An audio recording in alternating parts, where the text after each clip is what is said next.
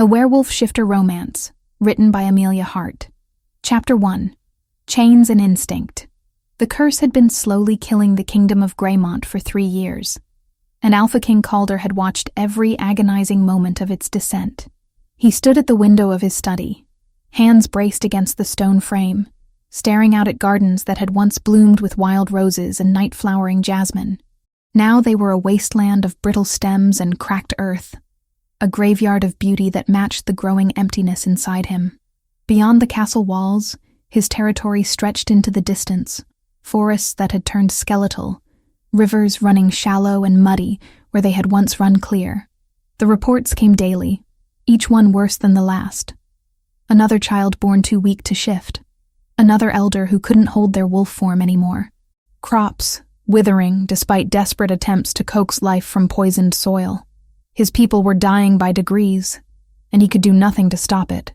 3 years since the curse had settled over his kingdom following the death of his parents to a wasting sickness no healer could explain or cure.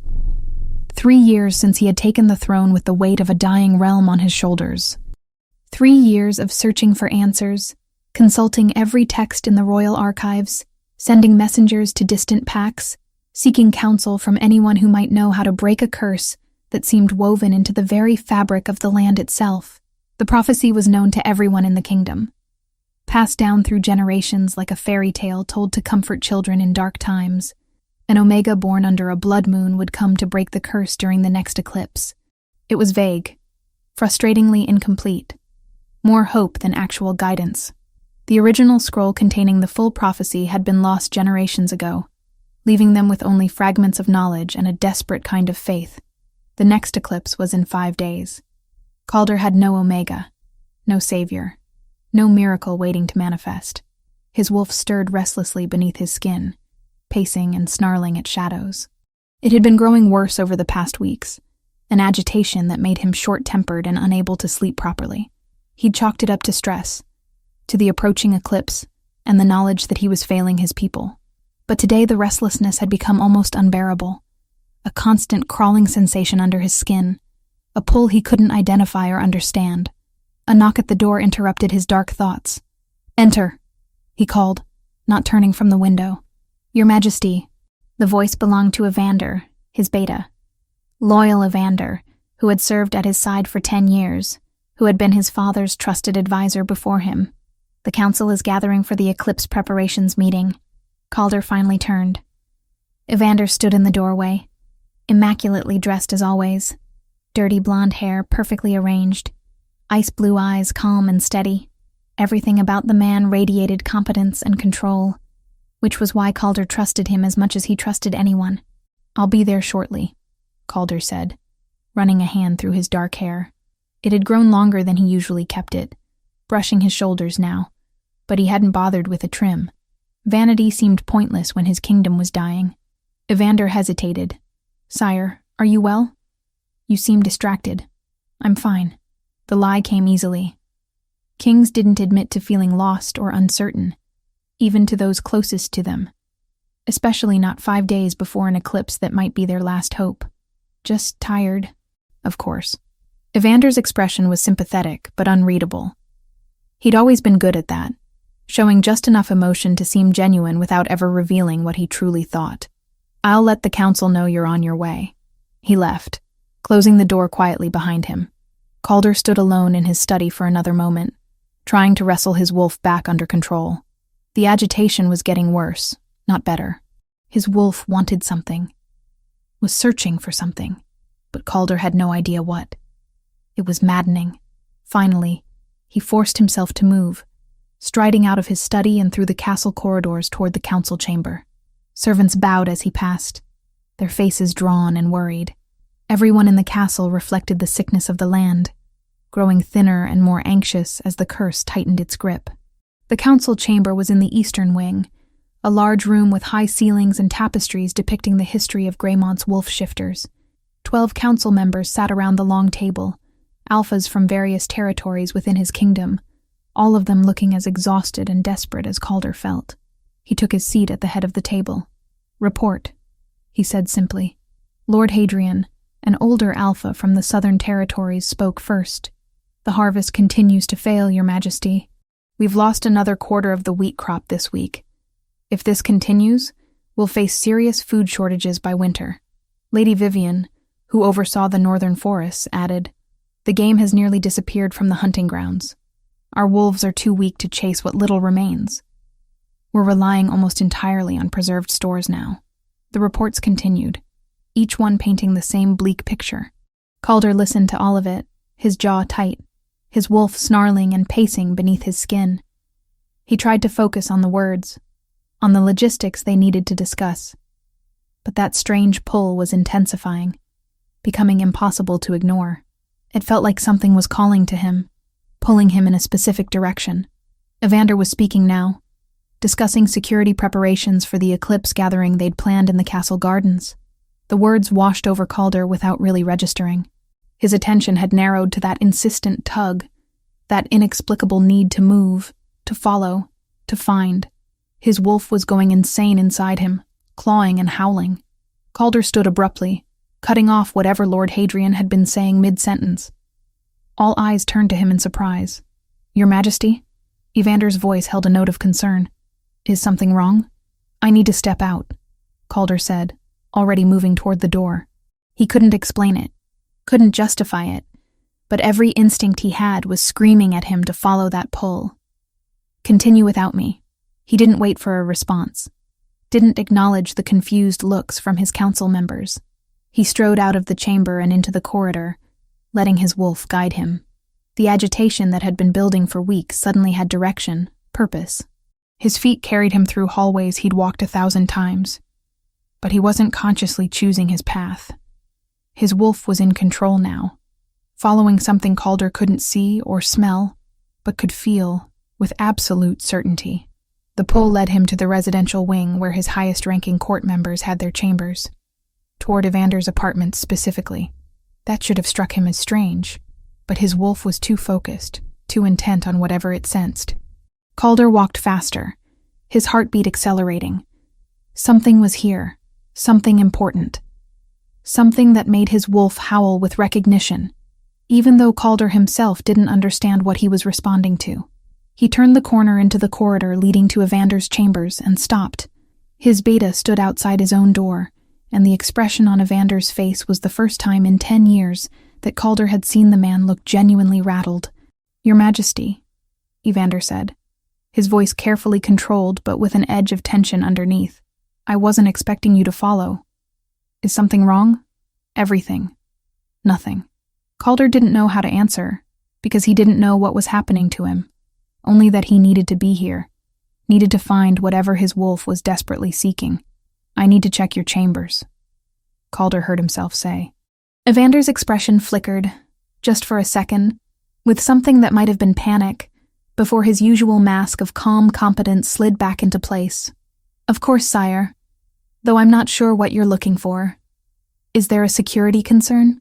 The fact that Evander was asking questions instead of simply stepping aside and opening the door made Calder's wolf snarl viciously. His eyes must have flashed gold because Evander actually took a step back. "Open the door, Evander." Calder's voice had dropped into the alpha command that very few wolves could resist, the tone that demanded immediate obedience. For a heartbeat, Evander looked like he might refuse. Then his shoulders sagged slightly in resignation, and he pushed open the door to his chambers. Calder brushed past him, entering the sitting room. It was neat and well-appointed, exactly what he'd expect from his beta's quarters. A desk with carefully organized papers, bookshelves lined with texts on pack law and history, a fireplace with 2 chairs positioned for reading. Nothing out of place. Nothing that explained the howling need inside him. But his wolf wasn't satisfied. It pulled him deeper into the chambers, past the sitting room, into the bedroom beyond. Evander followed, still trying to maintain his composure, but Calder could smell the anxiety rolling off him now, fear masked poorly by forced calm. The bedroom was similarly unremarkable. A large bed, more bookshelves, a wardrobe, a window overlooking the eastern gardens. And then Calder saw it, a slight gap in the tapestry hanging on the far wall, as if the heavy fabric had been disturbed and hadn't quite settled back into place correctly. His wolf roared. Calder crossed the room in 3 long strides and yanked the tapestry aside. Behind it, nearly invisible unless you knew where to look, was a seam in the stone wall. A panel, designed to blend seamlessly with the surrounding rock, and it was slightly ajar. Behind him, Evander inhaled sharply. "Your Majesty, I can explain." Calder wasn't listening. He pushed against the panel and it swung inward on hidden hinges, revealing a small chamber beyond. The space was dark and windowless, lit only by the light spilling in from the bedroom now that the door was open. The smell hit him first. Unwashed skin, infection, fear, and underneath it all a scent that made his wolf go absolutely feral with recognition. Sweet and wild, like honey and pine smoke, and something indefinably perfect. His eyes adjusted to the dimness, and he saw her. A woman sat on the floor against the far wall, thin wrists wrapped in silver chains that were bolted to the stone. She was gaunt, her skin pale except for the angry red burns where the silver touched her. Her hair was a tangled mass of reddish-brown, and her clothes were dirty and torn. But her eyes, golden amber eyes that met his with a mixture of defiance and desperate hope. The moment their gazes locked, pain exploded in Calder's chest. A searing, burning sensation that made him gasp, made his wolf throw its head back and howl in recognition and triumph and rage all at once. The mark was forming on the back of his neck, invisible but burning like a brand. Every nerve in his body lit up with awareness of her, connection to her, need for her, mate, his mate. The woman in chains was his fated mate, and she was staring at him like she felt it too, her amber eyes going wide with shock as the bond snapped into place between them. Chapter 2. The Breaking Point. For a long moment, Calder couldn't move, couldn't breathe, couldn't think past the roaring in his head and the burning sensation spreading across the back of his neck where the mate mark was forming. His wolf had gone from agitated to absolutely feral in the span of a heartbeat, howling and snarling with a possessive fury that threatened to overwhelm his human control. Mate. His mate. Chained to a wall in his beta's secret chamber, injured and terrified and staring at him with those impossible amber eyes. The woman gasped, her hand flying to her own neck as if she could feel the mark forming there too. "What?" Her voice was hoarse from disuse, barely more than a whisper. "What is this?"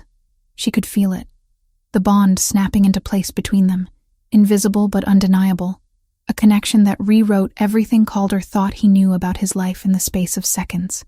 She was feeling the same pull, the same recognition, the same inevitable certainty that their fates had just become inextricably tangled. "Your Majesty, please, let me explain." Evander's voice came from behind him, tight with poorly concealed panic. The sound of his beta's voice cut through the haze of shock, and suddenly, Calder's paralysis broke. Rage unlike anything he'd ever experienced flooded his system, hot and vicious and demanding blood. His wolf wanted to tear Evander apart, wanted to make him suffer for every moment this woman had spent in chains, and it took every ounce of control Calder possessed not to shift right there and let his wolf have what it wanted. He spun around, and Evander actually stumbled backward at whatever he saw in Calder's face. "Explain?"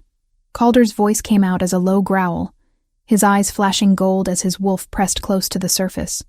"You have a woman chained in a hidden room in your chambers, and you want to explain?" Evander's usual mask of calm competence had shattered completely. His ice-blue eyes darted between Calder and the open panel, calculating and desperate. "This isn't what it looks like." "Then what is it?"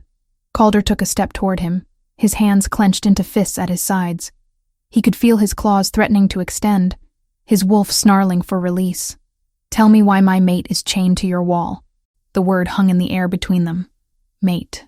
Evander's expression shifted, shock, and something that might have been resignation flickering across his features. "Your mate," Evander repeated slowly. Then his shoulders sagged slightly, and Calder saw the exact moment his beta made a decision. "I didn't know. I swear to you, I didn't know she was your mate." "That doesn't answer my question." Calder's voice was dangerously quiet now. "Why is she here at all?" Evander opened his mouth to respond, but whatever he was about to say was cut off by a weak voice from the hidden chamber. "He took me." The woman's words were barely audible, but they cut through the tension like a blade. 6 weeks ago, soldiers came to my village, said the Alpha King required my presence.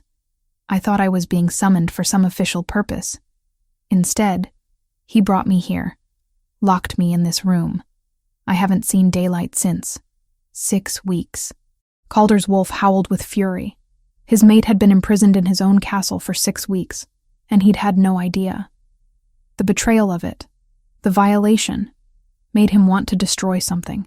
He turned back to Evander, and this time he didn't bother hiding the gold in his eyes or the growl in his voice. Is this true? For a moment, Evander looked like he might try to deny it.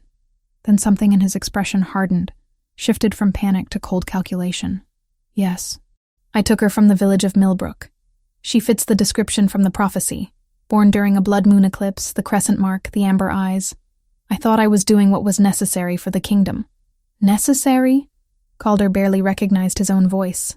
Kidnapping an Omega and keeping her chained in secret is necessary? You don't understand, Evander started to say, but he didn't get to finish.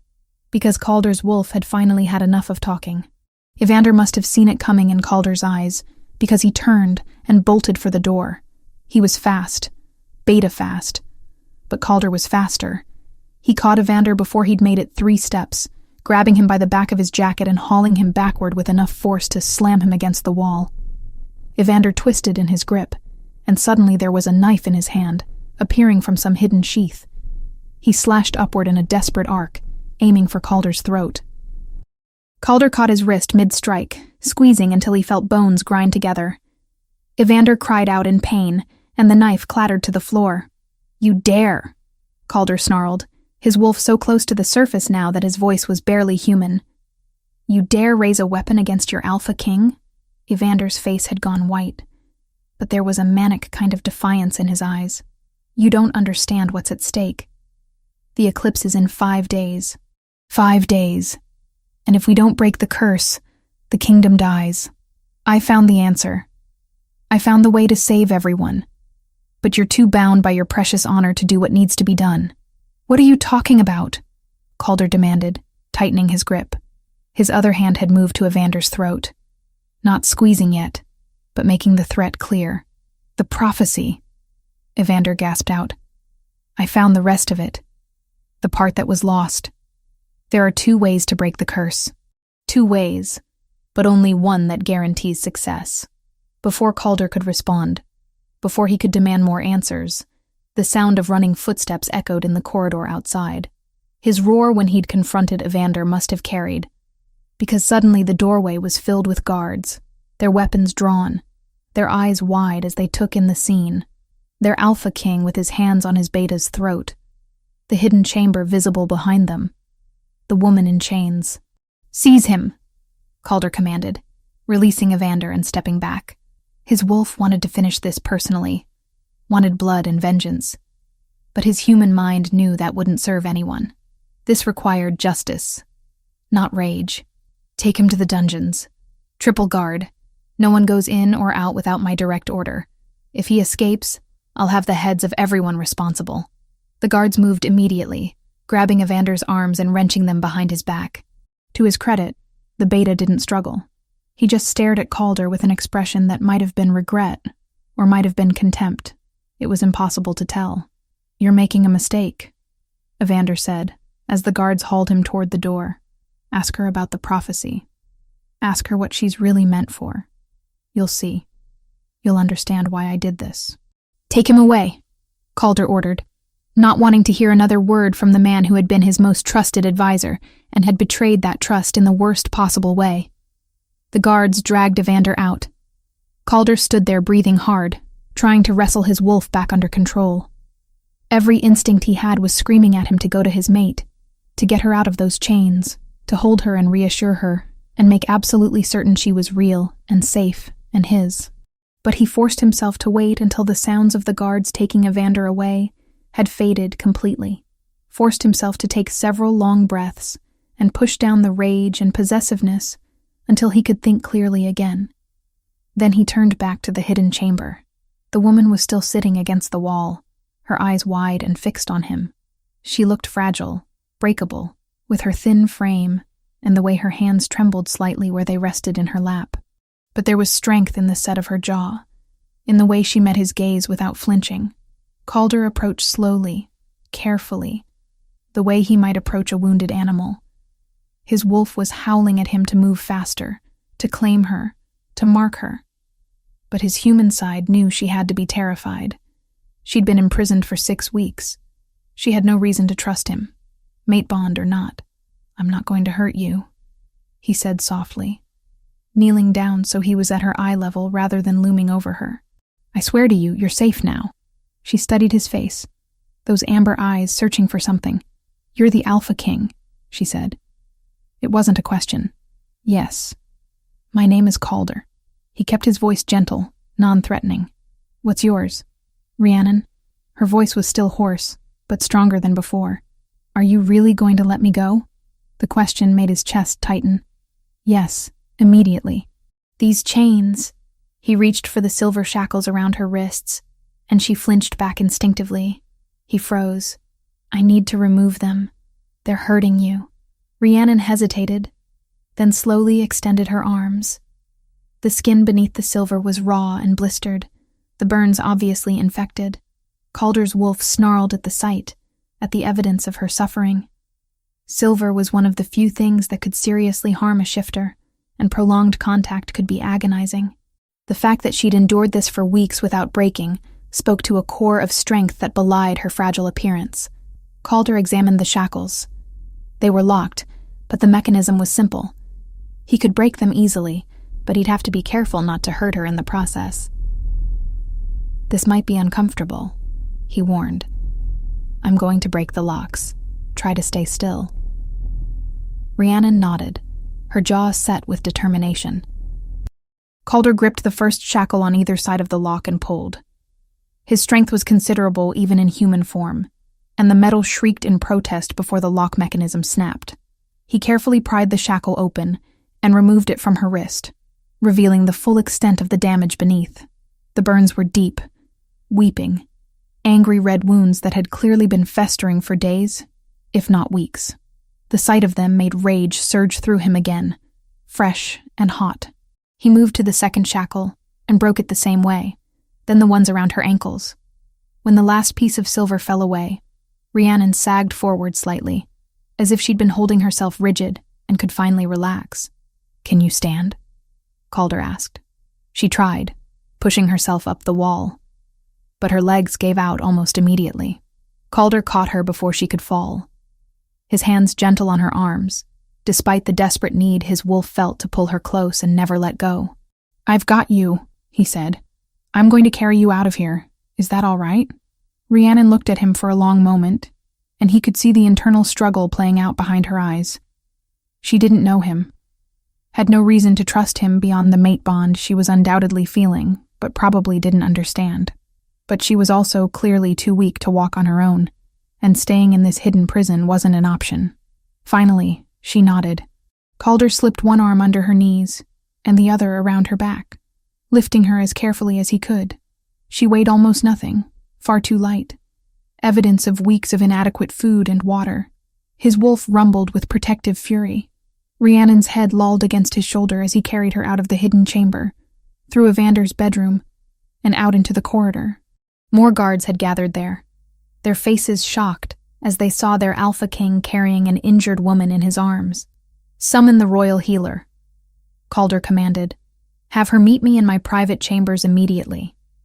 And someone find Lady Mora. Tell her I need fresh clothing and hot water brought up." The guards scattered to follow his orders. Calder didn't wait to see if they complied. He strode through the castle corridors with Rhiannon in his arms, aware of every eye that turned to watch them pass, every whispered question that followed in their wake. Let them whisper. Let them wonder. Nothing mattered except getting his mate to safety and tending to her injuries. By the time he reached his chambers in the royal wing, Rhiannon had fallen unconscious, her body finally giving in to exhaustion and pain. Calder laid her gently on his bed, brushing tangled hair back from her face with a tenderness that surprised him. His mate, this woman he didn't know, who'd been suffering in secret while he'd been oblivious, The bond between them pulsed with life, with rightness, with an inevitability that terrified and exhilarated him in equal measure. The royal healer, an older woman named Constance, arrived within minutes, her expression professional but concerned as she took in the unconscious woman on the Alpha King's bed. "What happened?" she asked, already moving to examine Rhiannon. "She was imprisoned. Chained with silver for 6 weeks, Calder said, his voice tight. "The burns are infected. She's malnourished and dehydrated. Fix it." Constance didn't ask questions. She worked with efficient competence, examining the burns, checking Rhiannon's pulse and breathing, murmuring observations to herself. Lady Mora arrived with clothing and hot water, her eyes wide with curiosity but wise enough not to voice it. Calder stood to the side, his arms crossed, watching every move the healer made. His wolf refused to leave, refused to let their mate out of sight even though she was clearly in capable hands. "The burns will heal," Constance said, finally straightening up. "But it will take time. I'll prepare a salve to prevent further infection and help with the scarring. The dehydration and malnutrition are more concerning. She needs fluids, small amounts of food given frequently, and rest. Lots of rest. She'll have it," Calder said immediately. "Whatever she needs." Constance gave him a long, searching look. "May I ask who this woman is, Your Majesty?" Calder's hand moved unconsciously to the back of his neck, where the mate mark was still burning with fresh awareness. "That's complicated," he said quietly, "but she's under my protection now. No one is to know she's here except those in this room. Not until I understand what's happened." The healer nodded slowly, understanding or at least accepting his need for discretion. She prepared her salves and left detailed instructions with Lady Mora for Rhiannon's care, then departed with a promise to return in the morning. Calder dismissed Lady Mora as well, wanting privacy. He pulled a chair close to the bed and sat down, his eyes on Rhiannon's sleeping face. The mate bond confirmed what he'd suspected the moment he found her. This woman was the Omega from the prophecy, the one supposedly destined to break the curse. The timing of her appearance, the circumstances of her captivity, Evander's cryptic words about finding the rest of the prophecy, it all pointed to something bigger than a simple kidnapping.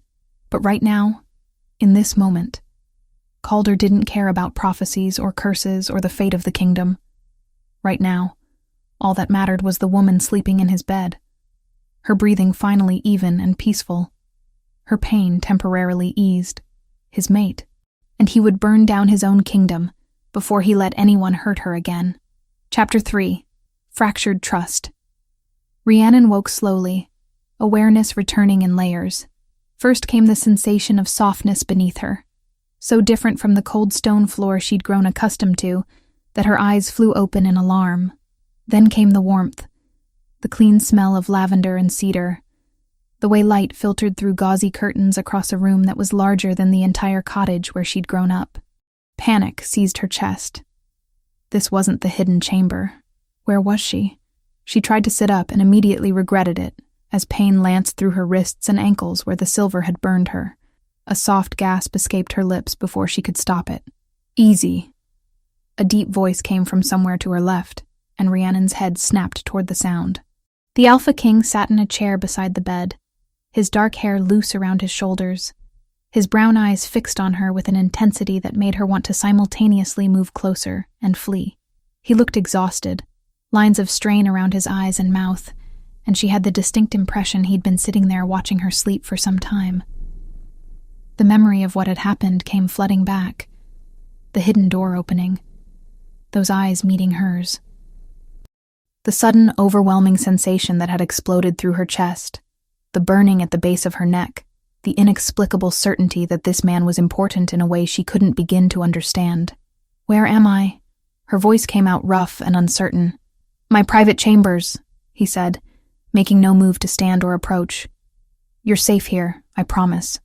Rhiannon looked around more carefully now, taking in the expensive furnishings, the tapestries on the walls depicting wolves running beneath a full moon, the massive fireplace where logs burned steadily. This was the room of someone powerful, someone who commanded kingdoms, someone she had no reason to trust. "How long was I asleep?"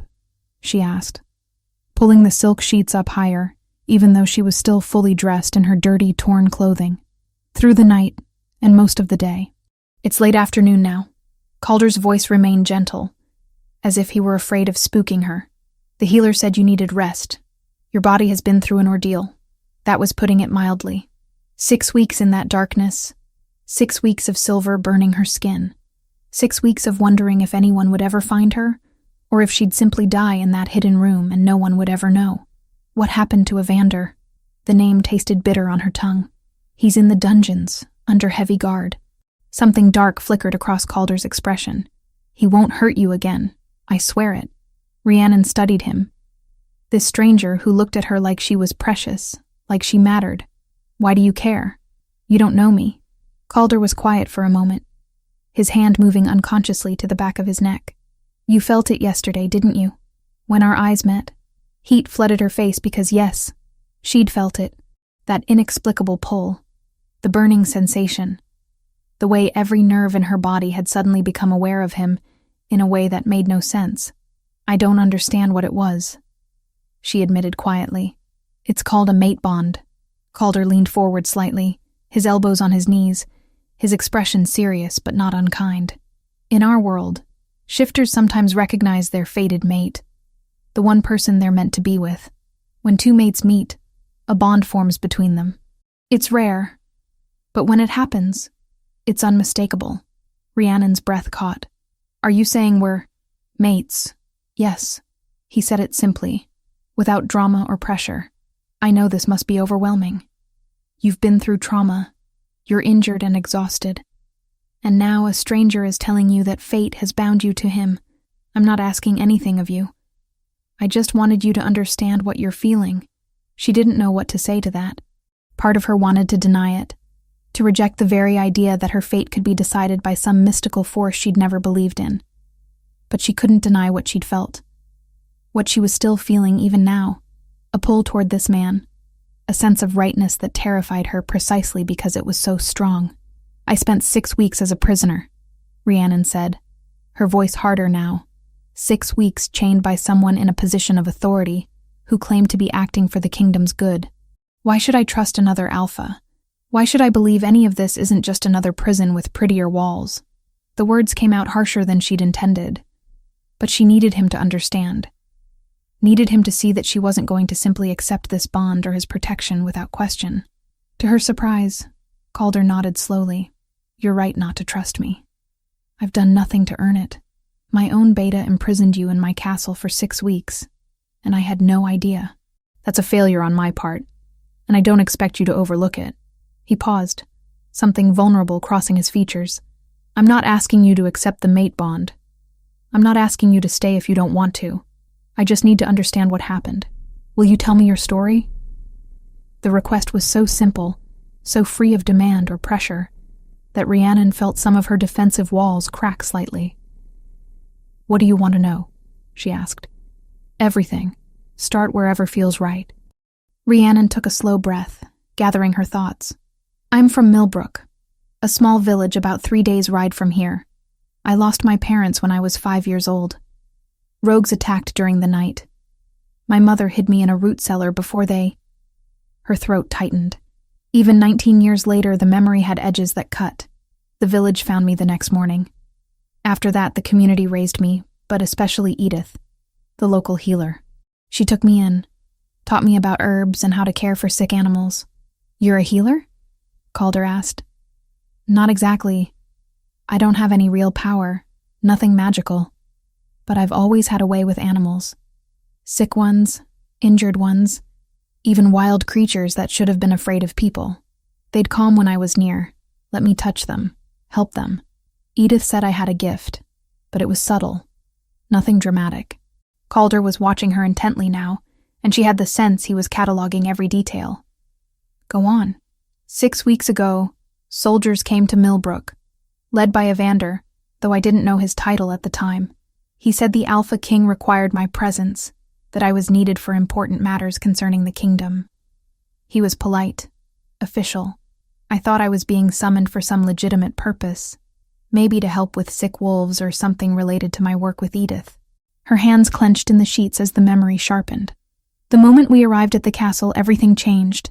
He brought me to his chambers, showed me that hidden room, and locked me inside before I could even ask what was happening.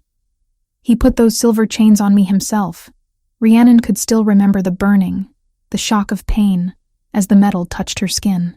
She'd screamed, begged him to stop. But Evander had just worked with cold efficiency until she was secured to the wall. Did he tell you why?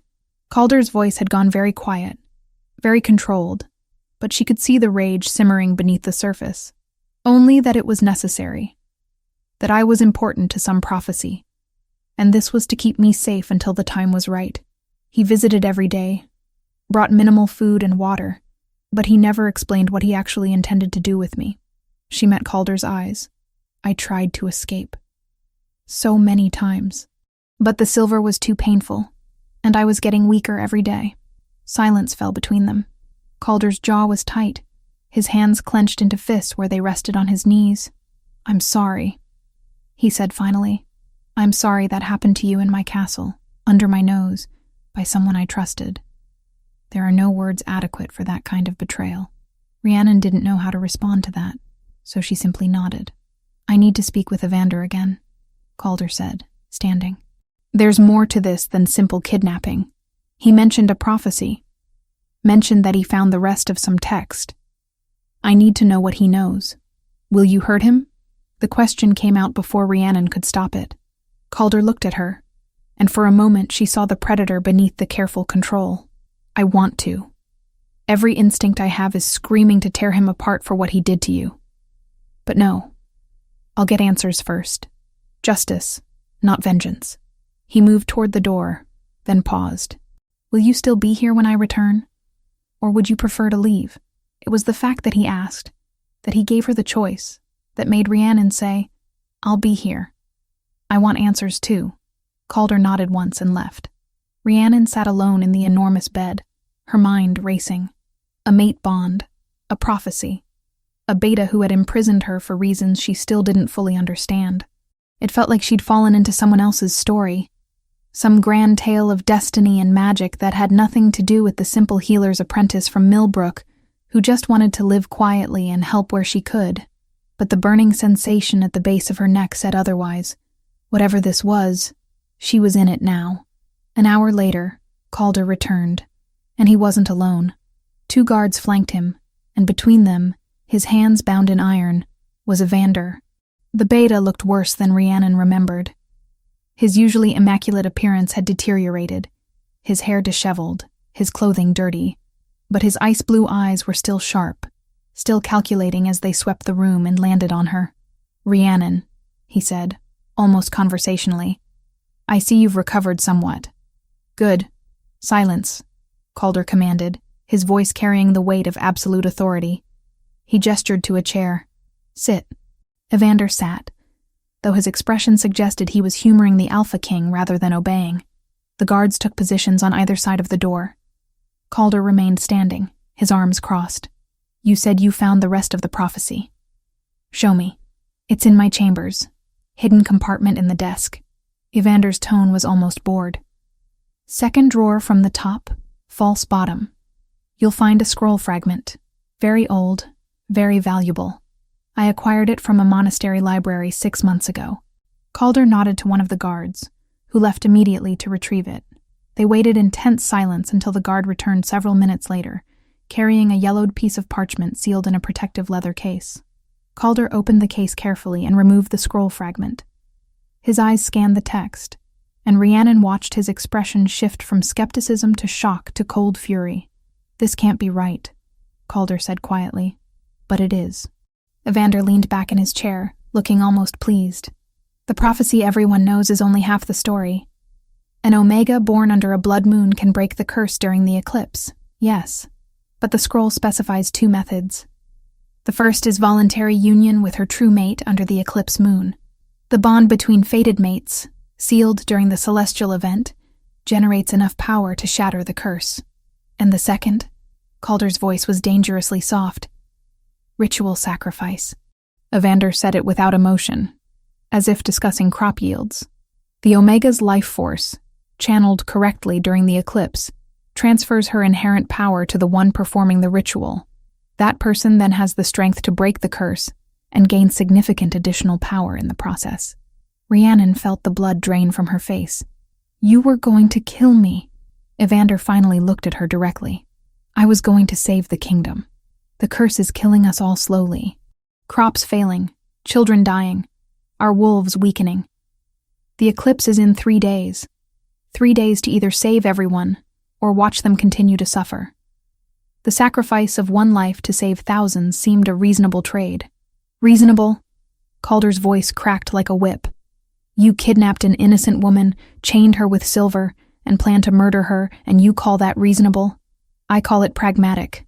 Evander's mask of calm finally cracked, revealing the zealot underneath. "You're too soft, Calder. Always have been. Your father understood the hard choices leadership requires, but you shy away from them. I found the solution to our kingdom's greatest crisis, and I was prepared to do what you wouldn't, by stealing my mate and killing her." The words came out as a growl. Evander's expression flickered with something that might have been surprise. "Your mate? Well, I suppose that's poetic irony. If I'd known, I might have chosen differently. But perhaps not. After all, if she dies in the ritual, you'd be free to find another mate. One more suitable for a king." The temperature in the room seemed to drop. Calder moved with supernatural speed, crossing the distance between them and grabbing Evander by the throat before anyone could react. "Give me one reason," Calder snarled, his eyes flashing gold. "Why I shouldn't kill you right now." Evander didn't struggle, didn't show fear, "because you need to know the rest. The ritual I planned wasn't just about saving the kingdom. The power gained from the sacrifice would have made me strong enough to challenge you for the throne. I was going to save Greymont and take my rightful place as its leader." The honesty of it, the complete lack of remorse, seemed to shock Calder into releasing him. He stepped back, disgust written clearly across his features.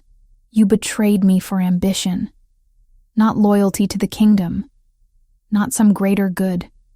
You wanted power. I wanted to not be second anymore," Evander said simply. 10 years serving at your side, watching you make soft choices, watching the kingdom deteriorate because you refused to make hard decisions. I could have been a better king. I would have been." Calder turned away from him, looking at the guards. "Take him back to the dungeons. Triple the watch. If he escapes, everyone responsible will answer to me personally." The guards hauled Evander to his feet and dragged him toward the door. The beta didn't resist, but he did call back over his shoulder. "You'll see, Calder. When the eclipse comes, and you're forced to choose between your precious honor and your dying kingdom, you'll understand why I did this." Then he was gone, and Calder stood staring at the closed door, his shoulders tight with tension. Rhiannon found her voice. "Is it true? What he said about the prophecy?" Calder turned to her, his expression weary. "If this scroll is genuine, then yes. 2 paths to breaking the curse. Voluntary union with a fated mate during the eclipse, or ritual sacrifice. And I'm the Omega from the prophecy. It seems so. Born during a blood moon eclipse 24 years ago, marked with the crescent amber eyes, natural affinity for healing. You match every criterion." Rhiannon pulled her knees up to her chest, suddenly feeling very small. "So my choices are to either marry a stranger or be sacrificed to break a curse I didn't know existed until yesterday." "No." Calder's voice was firm. He crossed the room and knelt beside the bed, putting himself at her eye level. "Your choice is whether you want to stay or leave. That's all. I won't force you to participate in any ritual. I won't pressure you to accept the mate bond. And I absolutely will not allow anyone to harm you. But the kingdom is my responsibility, not yours. We've survived this curse for 3 years. We'll find another way if necessary." His brown eyes were steady, sincere. "You've already suffered too much because of prophecies and politics. I won't add to that, even though I could save your people. Not at the cost of your freedom or your life. Never that." Rhiannon studied his face, searching for deception or manipulation. But all she saw was exhaustion and a kind of determined protectiveness that made her chest ache. "There are laws," Calder continued quietly. "Ancient laws for dealing with traitors. The worst crime a shifter can commit is betraying their alpha and their pack. The punishment is removal of the wolf itself. Through a ritual called the rite of removal, the wolf spirit is permanently severed from the human. It's considered a fate worse than death. Will you do that to Evander? I should. He's earned it, but that decision can wait. Calder stood, giving her space. Right now, you need to recover and decide what you want. You can leave Greymont with an escort and enough resources to start a new life anywhere you choose, or you can stay here as my guest, under my protection, and take time to understand what's happened and what the mate bond means. No pressure, no obligations, just safety and time to heal. How long until the eclipse? 3 days. 3 days to decide if she trusted this stranger with kind eyes and a mate bond she didn't fully understand. 3 days to determine if she was willing to tie her fate to a kingdom she'd never cared about and a prophecy she'd never asked to fulfill. Or 3 days to run as far and fast as she could and let someone else deal with curses and destiny. Rhiannon looked at the burns on her wrists, at the marks Evander had left on her. She'd spent 6 weeks in darkness, helpless and afraid. The idea of having control again, of making her own choices, was almost overwhelming. I'll stay, she heard herself say. At least for now.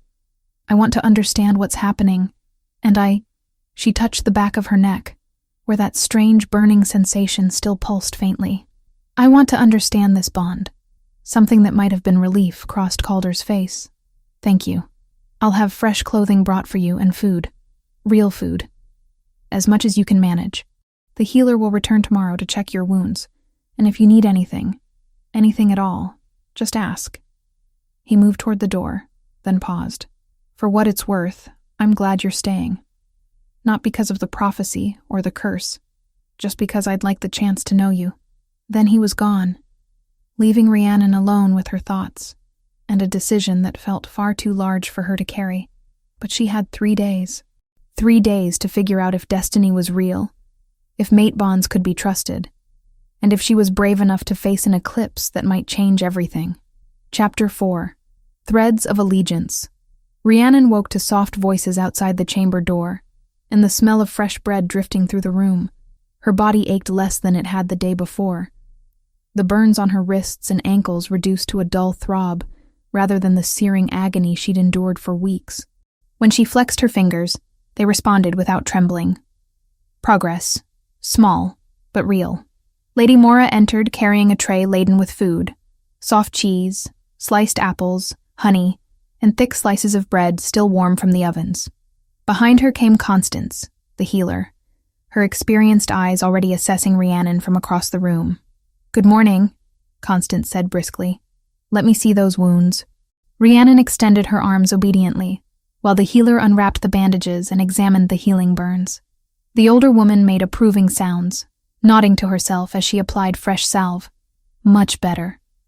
The infection has cleared completely. You're healing faster than most would after prolonged silver contact. Constance rewrapped the wounds with clean linen.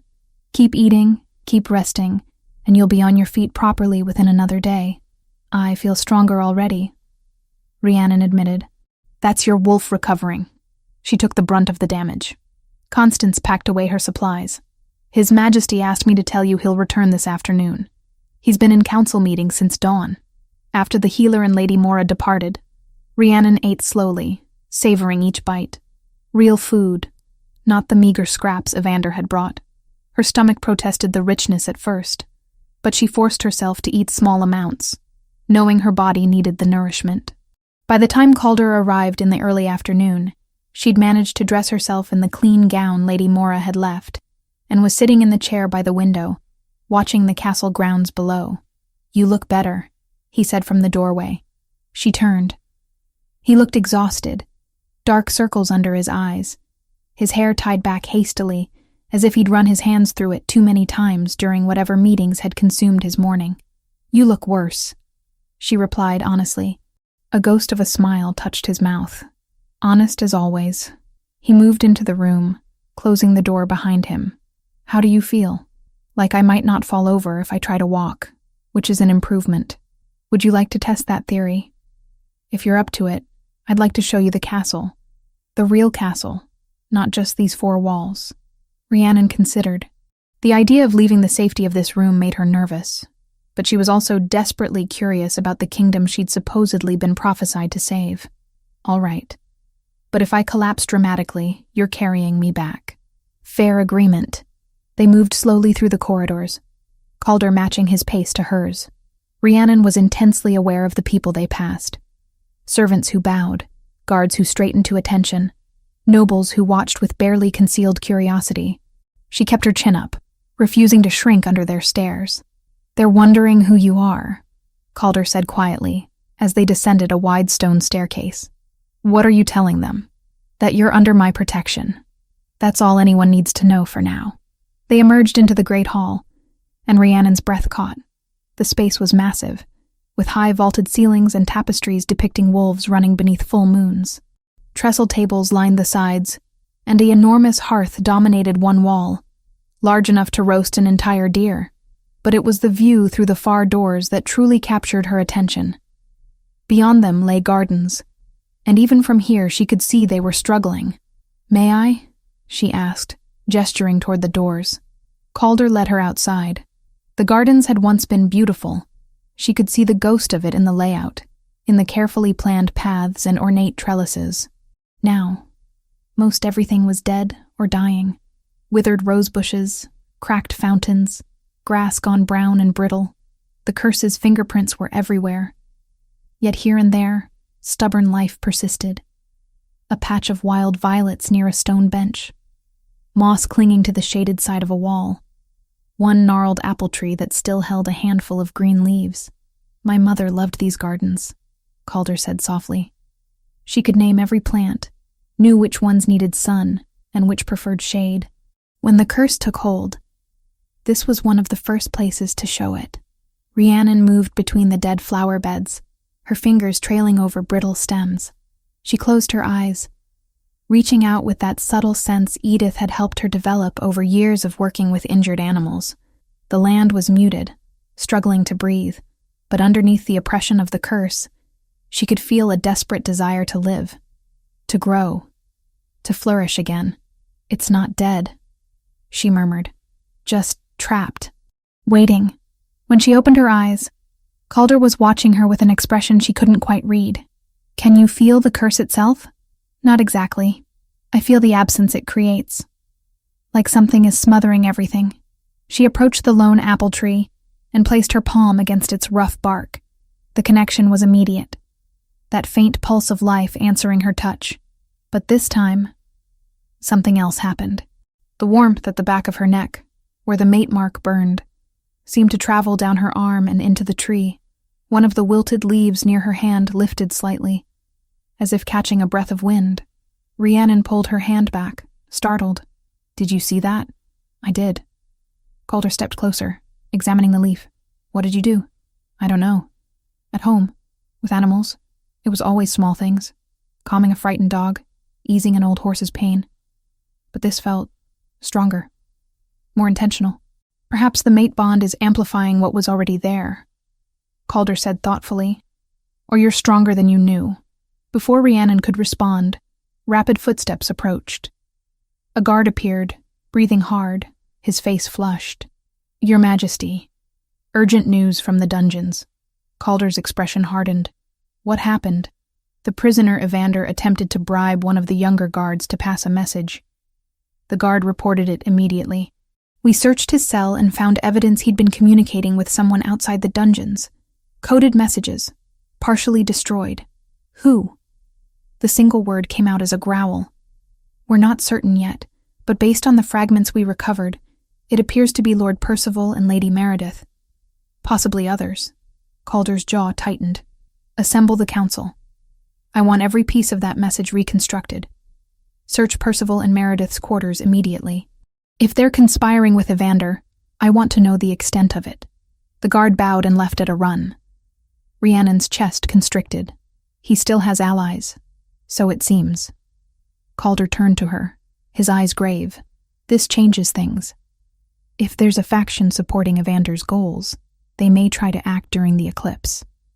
We'll need to increase security significantly." Over the next hour, While Calder dealt with the unfolding crisis, Rhiannon found herself in a smaller courtyard where members of the King's Guard trained. Lady Mora had appeared, gently suggesting that His Majesty would prefer Rhiannon remain somewhere protected while he handled the security matter. The warriors moved through their drills with precision, but Rhiannon noticed something was off. Several of them moved stiffly, favoring injuries or showing signs of exhaustion. The curse was affecting them too, making healing slower, sapping their strength. One young guard stumbled during a sword drill, his leg buckling beneath him. He caught himself quickly, shame coloring his face as his training partner called for a break. Rhiannon approached slowly. "May I?" The young guard looked up, confused. "My lady, your leg. Old injury?" He nodded hesitantly. "Training accident 3 months ago. It healed, but since the curse worsened, it's been weak. May I try something? I was a healer's apprentice." The guard glanced at his companions, then shrugged. "Can't hurt worse than it already does." Rhiannon knelt and placed her hand gently on his calf where the muscle was clearly strained. She closed her eyes and reached for that subtle connection, the way she had with injured animals countless times before. This time, with her wolf stronger and the mate bond humming at the base of her neck. The sensation was more powerful. She could feel the damage in his leg, not just the old injury, but the way the curse had prevented proper healing, leaving weak spots and inflammation. She focused on soothing, on calming, on encouraging what wanted to heal, but couldn't quite manage it alone. The guard inhaled sharply. "What?" "Hold still," she murmured. Warmth flowed through her palm, not hot, but gentle, persistent.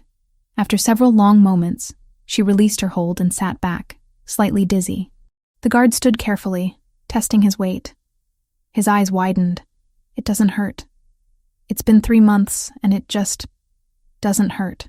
Word spread quickly. Within minutes, other guards were approaching, asking tentatively if she could help with their own lingering injuries. Rhiannon worked her way through several of them, easing pain where she could, strengthening what the curse had weakened. Each time it came more easily, as if a door that had been cracked open was now swinging wider. By the time Calder returned, she was surrounded by guards who looked at her with something approaching awe. He took in the scene with raised eyebrows. What happened here? The first guard she'd helped stepped forward. "Your Majesty, the lady has healing hands. Real healing. She helped 6 of us with injuries we've been carrying for months." Calder looked at Rhiannon, questions in his eyes. She stood on shaky legs. "I just helped a little.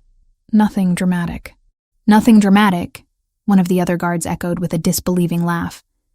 "My shoulder hasn't moved properly since that skirmish last winter. Now it's like it never happened." Calder's expression shifted to something complicated. Hope, concern, protectiveness, all mixed together. He crossed to Rhiannon and took her arm gently. "You need to rest. You're exhausted." She was. The work had drained her more than she'd realized, and her legs felt unsteady. As they walked back toward the royal chambers, Calder spoke quietly. "That was dangerous. Using your gift so freely when we don't fully understand it yet. They were hurting. I could help. How is that dangerous? Because now everyone knows what you can do, including Evander's allies, whoever they are." He glanced at her. "I'm not angry, just worried. If people see you as a tool that can be used, they'll try to use you." "Then help me understand what I am," Rhiannon said. "Because I felt something today that I've never felt before. My gift has always been subtle, gentle, but with the mate bond, with your wolves around me, it's stronger. I don't know if that's good or terrifying." They reached his chambers, and Calder helped her to the chair by the fire. She sank into it gratefully. "The investigation is ongoing," he said, settling into the chair across from her. "But it's clear Evander had help planning this. Lord Percival and Lady Meredith are being questioned. We found evidence of correspondence discussing the prophecy and ways to ensure the right outcome. It seems there's a faction of nobles who supported Evander's plan, either because they believed in it or because they saw opportunity in the chaos. How many? At least 6, possibly more. Not all of them were acting out of malice. Some genuinely believed sacrificing you was the kingdom's only hope." His jaw tightened. They're wrong. Rhiannon pulled her knees up, wrapping her arms around them. The eclipse is in 2 days. I know. What happens if we do nothing? If I choose to leave? If there's no ritual at all? Calder was quiet for a long moment. The curse continues. More people die. The kingdom slowly withers until there's nothing left to save. He met her eyes. But that's not your burden to carry alone. This is my kingdom, my responsibility. I've been searching for answers for 3 years. If this doesn't work, I'll keep searching. Even though I could end it now, if I agreed to the union ritual, even then, because your life matters as much as anyone else's in this kingdom, I won't buy our salvation with your freedom. The words settled between them, heavy with meaning. Rhiannon felt the mate bond pulse warmly at the base of her neck, responding to the sincerity in his voice. I'm not saying no, she said quietly. But I'm not saying yes either. Not yet. That's all I ask. Time to decide freely, without pressure. They sat in comfortable silence as the afternoon light faded into evening. Outside, Rhiannon could hear the castle preparing for nightfall. Gates closing, watch changes being called, the distant sounds of the evening meal being prepared. Somewhere below, in the dungeons, Evander sat in his cell, still plotting. Somewhere in the castle, his allies waited for their chance to act. And in 2 days, the moon would darken, and a choice would have to be made. But for now, in this moment, Rhiannon allowed herself to simply exist, to feel the warmth of the fire, the steady presence of the man across from her, and the growing certainty that whatever she decided, she wouldn't be making that decision alone. The mate bond hummed between them, a promise neither had asked for but both were beginning to accept. Chapter 5. The Choice. The next day dawned cold and clear, the kind of morning where frost painted intricate patterns on the windows and every breath misted in the air. Rhiannon woke early, her mind already racing despite her body's protests. The eclipse was tomorrow. Tomorrow. The word felt too small for the weight it carried. She dressed slowly, her fingers still clumsy on the laces of the borrowed gown, and made her way to the window. Below, the castle grounds were already bustling with activity. Guards drilling in formation, servants hurrying between buildings, and everywhere she looked, the signs of preparation. For what exactly she wasn't certain. A ritual? A battle? Both? A knock at the door interrupted her thoughts. Come in, she called. Calder entered, carrying a tray himself rather than sending Lady Mora. He looked as tired as she felt, dark circles under his eyes suggesting he'd slept little if at all. I thought you might want breakfast before the council meeting, he said, setting the tray on the small table by the fire. Rhiannon's stomach tightened. Council meeting? I need to present options to my advisors. The eclipse is tomorrow night, and whatever we decide to do, or not do, requires preparation. He gestured to the chair. I'd like you there. Not as the Omega from the prophecy, but as someone with a voice in what happens next. The idea of facing a room full of nobles and warriors, all of them expecting her to save their kingdom, made her want to hide under the bed. But Calder's expression held no pressure, only patient invitation. All right, she said quietly. I'll come.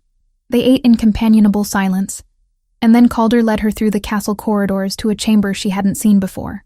The council room was smaller than she'd expected, with a long table surrounded by high-backed chairs.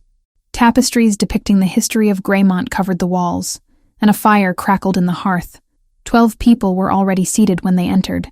Rhiannon recognized none of them, but the way they all stood immediately told her these were important figures. Alphas from various territories, senior advisors, military commanders. Be seated, Calder said, moving to the head of the table. He guided Rhiannon to the chair at his right hand, a position of honor that made every eye in the room fix on her with renewed intensity. An older alpha with silver threading his dark hair spoke first. Your Majesty, if we might have an introduction? This is Rhiannon of Millbrook, Calder said. She is under my protection and is here at my invitation. Treat her with the same respect you would show me. The words carried weight, and several council members exchanged meaningful glances. They might not know about the mate bond yet, but they understood that the Alpha King didn't make declarations like that lightly. Calder continued, You all know why we're here. The eclipse is tomorrow night. We have a decision to make regarding the prophecy and how, or if, we act on it. Surely there's no question, a woman in military dress said sharply. We have the Omega. We have the prophecy. We perform the ritual and save the kingdom. It's not that simple, Commander Petra, Calder replied. There are two versions of the ritual, the one Evander planned. Was blood magic and treason? Another council member interrupted. We're not discussing that option. No, we're not, Calder agreed. But we need to discuss the other path. The voluntary union between fated mates during the eclipse. He paused, letting the words settle. Rhiannon is my mate. The bond formed 2 days ago when I found her imprisoned in Evander's chambers. Shocked silence filled the room. Then everyone tried to speak at once. Your mate? The timing is too convenient. This changes everything. Enough. Calder's voice cut through the chaos with alpha authority. The mate bond is not something that can be faked or forced. It simply is. But that doesn't mean we have the right to demand Rhiannon participate in a ritual she doesn't fully understand or consent to freely. Commander Petra leaned forward. With respect, Your Majesty, thousands of lives are at stake. The Omega's personal comfort seems a small price. Her name is Rhiannon. Calder interrupted, his voice dangerously quiet. And she is not a price to be paid. She is a person who was kidnapped, chained, and nearly murdered for a prophecy she never asked to fulfill. We will not repeat Evander's mistakes by treating her as a tool. The commander sat back, chastened but clearly frustrated. The older alpha spoke again, his tone more measured. Perhaps the lady should speak for herself. Rhiannon, do you understand what the prophecy requires? All eyes turned to her. Rhiannon's throat felt tight, but she forced herself to meet their gazes. I understand that there's a ritual, that it requires Calder and I to complete the mate bond fully during the eclipse. Exchange of vows, claiming marks, and she felt heat rise in her cheeks. Consummation. That the power generated by that union should be strong enough to break the curse. Should be, someone muttered. Not exactly a guarantee. Nothing about this is guaranteed, Rhiannon said, finding her voice growing stronger. But you're asking me to bind my life to someone I met 2 days ago. To accept a mate bond I don't fully understand. To perform a ritual in front of witnesses that should be private and sacred. All based on a prophecy that might be wrong. And if you refuse? Another council member asked. What then? Then we keep searching for another way, Calder said firmly. As we have been for 3 years. We don't have 3 years. Commander Petra slammed her hand on the table. We have 1 night, 1 chance. If we waste it because of misplaced nobility, enough. Calder's eyes flashed gold. I will not force my mate into anything. That is final. If you cannot accept that, you may leave this council. The room fell silent again, tension thick enough to taste. The older alpha cleared his throat. Your Majesty, perhaps a compromise. We prepare for the ritual, gather the necessary witnesses, secure the location, ensure the ceremony can proceed safely if the decision is made to go forward. But the final choice remains with Rhiannon, made freely, without coercion.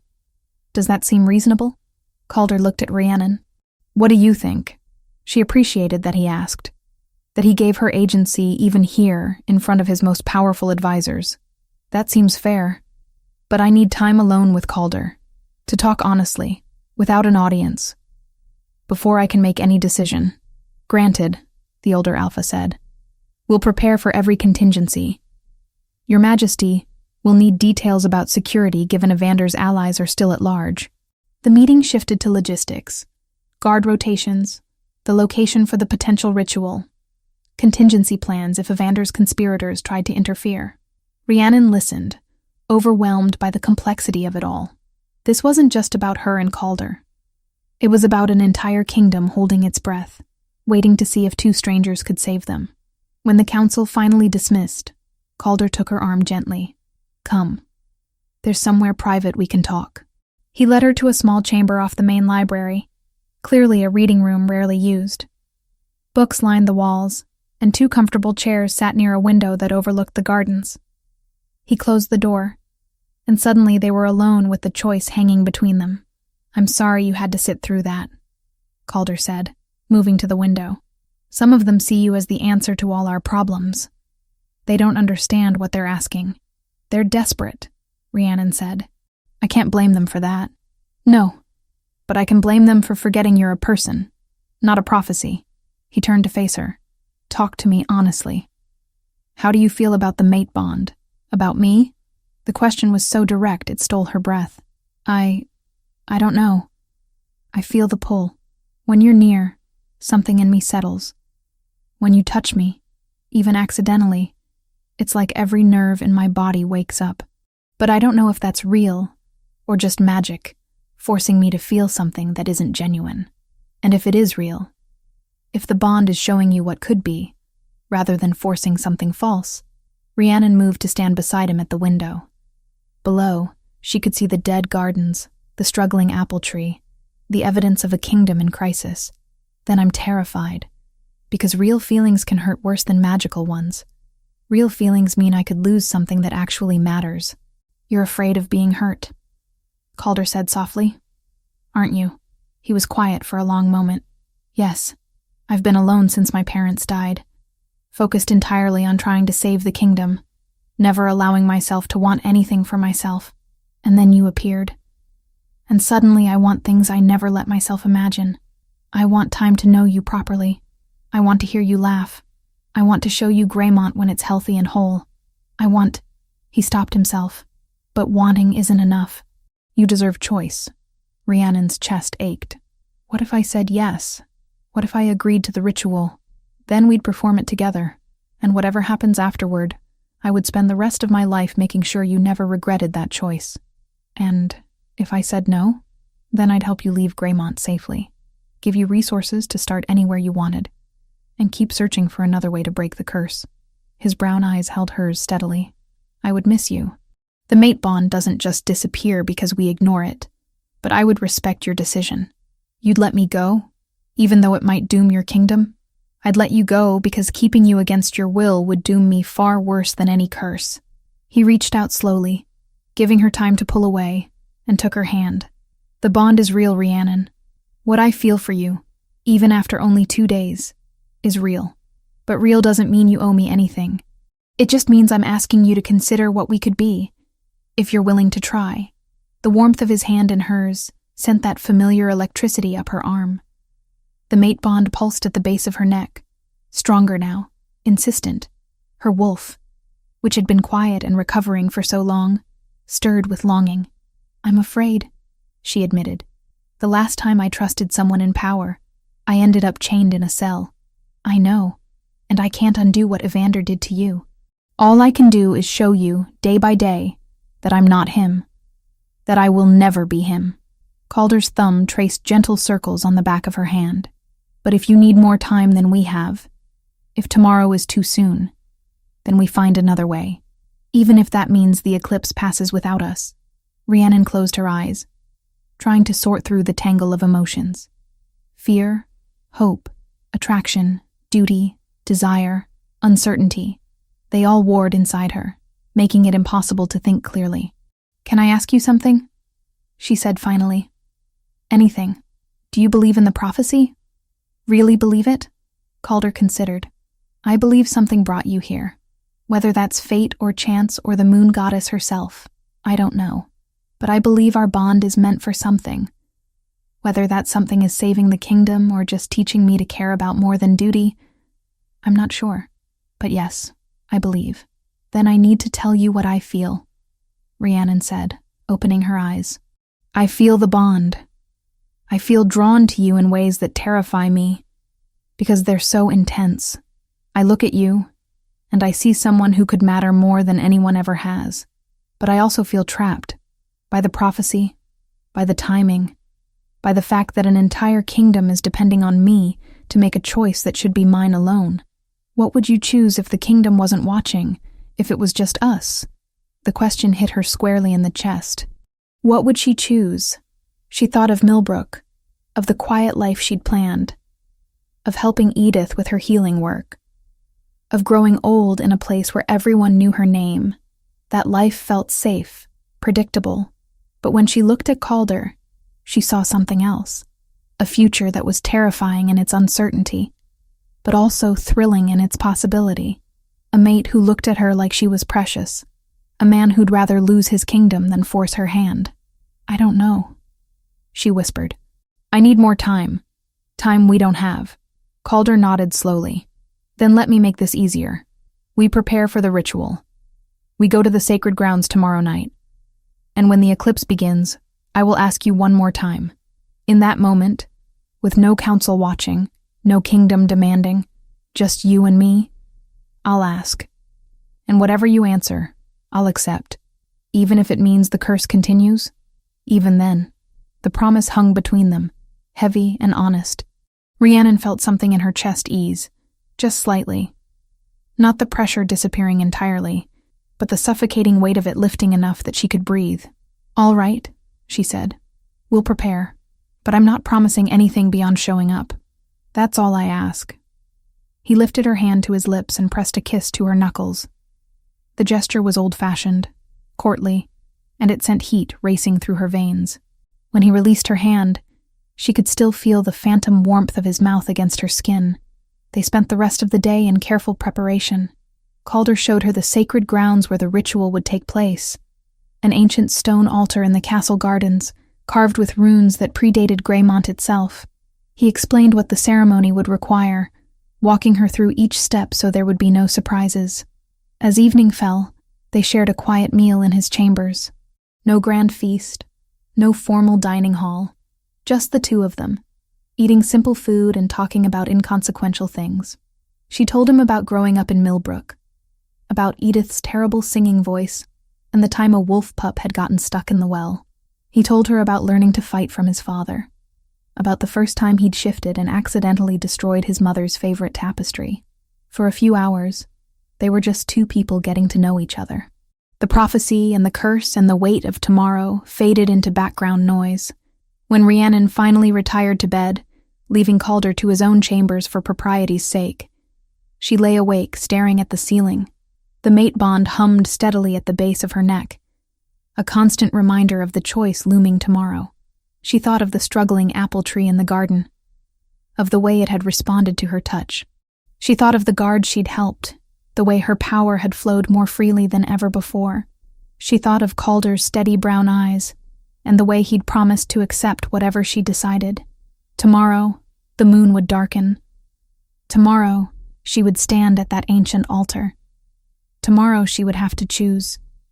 But tonight, lying in the darkness with the mate bond pulsing warmly against her skin, Rhiannon allowed herself to imagine what it might be like to say yes, to accept the bond, the man, the terrifying possibility of a future she'd never planned. And for the first time since Evander had dragged her from her village, she felt something that wasn't quite hope, but was close to it. Tomorrow would come. And when it did, she would be ready to face it. Chapter 6. Eclipse. The day of the eclipse arrived with unsettling stillness. No birds sang in the skeletal trees, no wind stirred the dead grass. The sky stretched overhead in pale, cloudless blue, as if the world itself was holding its breath. Rhiannon woke before dawn, her stomach twisted in knots. Today, the choice she'd been circling for days would finally have to be made. She dressed in the ceremonial gown Lady Mora had brought the night before, simple white linen embroidered with silver thread in patterns of moons and wolves. It was beautiful in its simplicity, and wearing it made everything feel terrifyingly real. Constance arrived to check her wounds one final time. The burns had healed to pale pink scars, still tender but no longer painful. "You're stronger than most," the healer said, rewrapping them with clean bandages. "Whatever happens today, your body can handle it." If only her heart felt as certain. Calder came for her as the sun reached its peak. He wore formal attire, dark leather and wool embroidered with the crest of Greymont, a silver wolf howling beneath a full moon.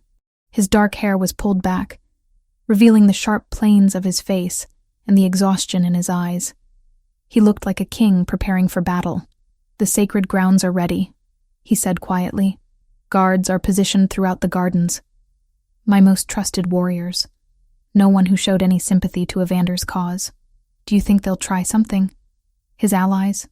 I think desperate people do desperate things, but we're prepared." He offered his hand. "Are you ready?" "No." "Yes." She didn't know, but she placed her hand in his anyway. They walked through the castle in silence, trailed by a small escort of guards. Servants stopped their work to watch them pass. Hope and fear mingled in their expressions. The weight of an entire kingdom's expectations pressed down on Rhiannon's shoulders with every step. The sacred grounds lay at the heart of the gardens, where the paths converged around the ancient stone altar. It was a massive slab of granite carved with runes so old no one remembered their original meaning. The stone seemed to absorb light rather than reflect it, giving the whole area an otherworldly quality.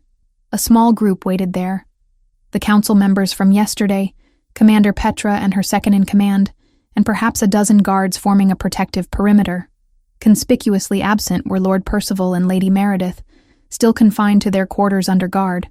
The older Alpha, who Rhiannon had learned was named Lord Edmund, stepped forward. "Your Majesty, Lady Rhiannon, the preparations are complete. We await only the eclipse." Calder nodded. "How long?" 3 hours until it begins.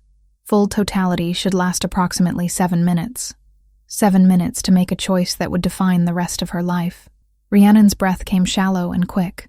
"There's a chamber where you can wait privately," Lord Edmund continued, gesturing to a small stone building at the edge of the grounds. "We'll alert you when the moon begins to darken." The chamber was simple, a meditation space used by priests and healers for centuries. A bench, a small altar with candles, and a window that looked out toward the sacred grounds. Calder dismissed the guards who'd accompanied them, leaving the two of them alone. "How are you feeling?" he asked. "Like I might be sick," Rhiannon admitted. "Or faint. Possibly both."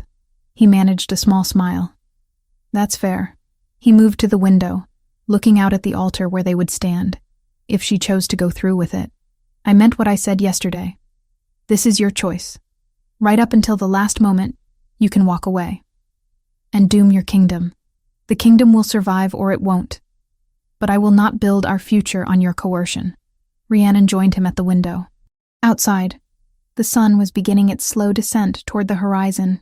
Soon, the moon would cross its path, and darkness would fall in the middle of the day. "Tell me about the claiming marks," she said. "What exactly happens?" Calder's jaw tightened slightly. "It's instinctive, driven by the wolf. I would bite here." He gestured to the junction of her neck and shoulder. "Leaving a permanent mark that identifies you as my mate. You would do the same to me. The marks are visible to other shifters, a sign of the bond between us. And it hurts?" "For a moment, but the pain fades quickly, replaced by the completion of the bond." He paused. "Rhiannon, if we do this, it's permanent. There's no breaking a true mate bond once it's fully sealed. You need to understand that." I know. She did know, intellectually. But knowing and truly understanding were different things. What happens after? After the ritual completes? If the prophecy is true, your power combined with the mate bond should generate enough energy to break the curse. The land will heal. The sickness will fade. Greymont will recover. He turned to look at her directly. "And you and I will be bound for life, whatever that life looks like." The magnitude of it threatened to overwhelm her. She moved away from the window, pacing the small chamber.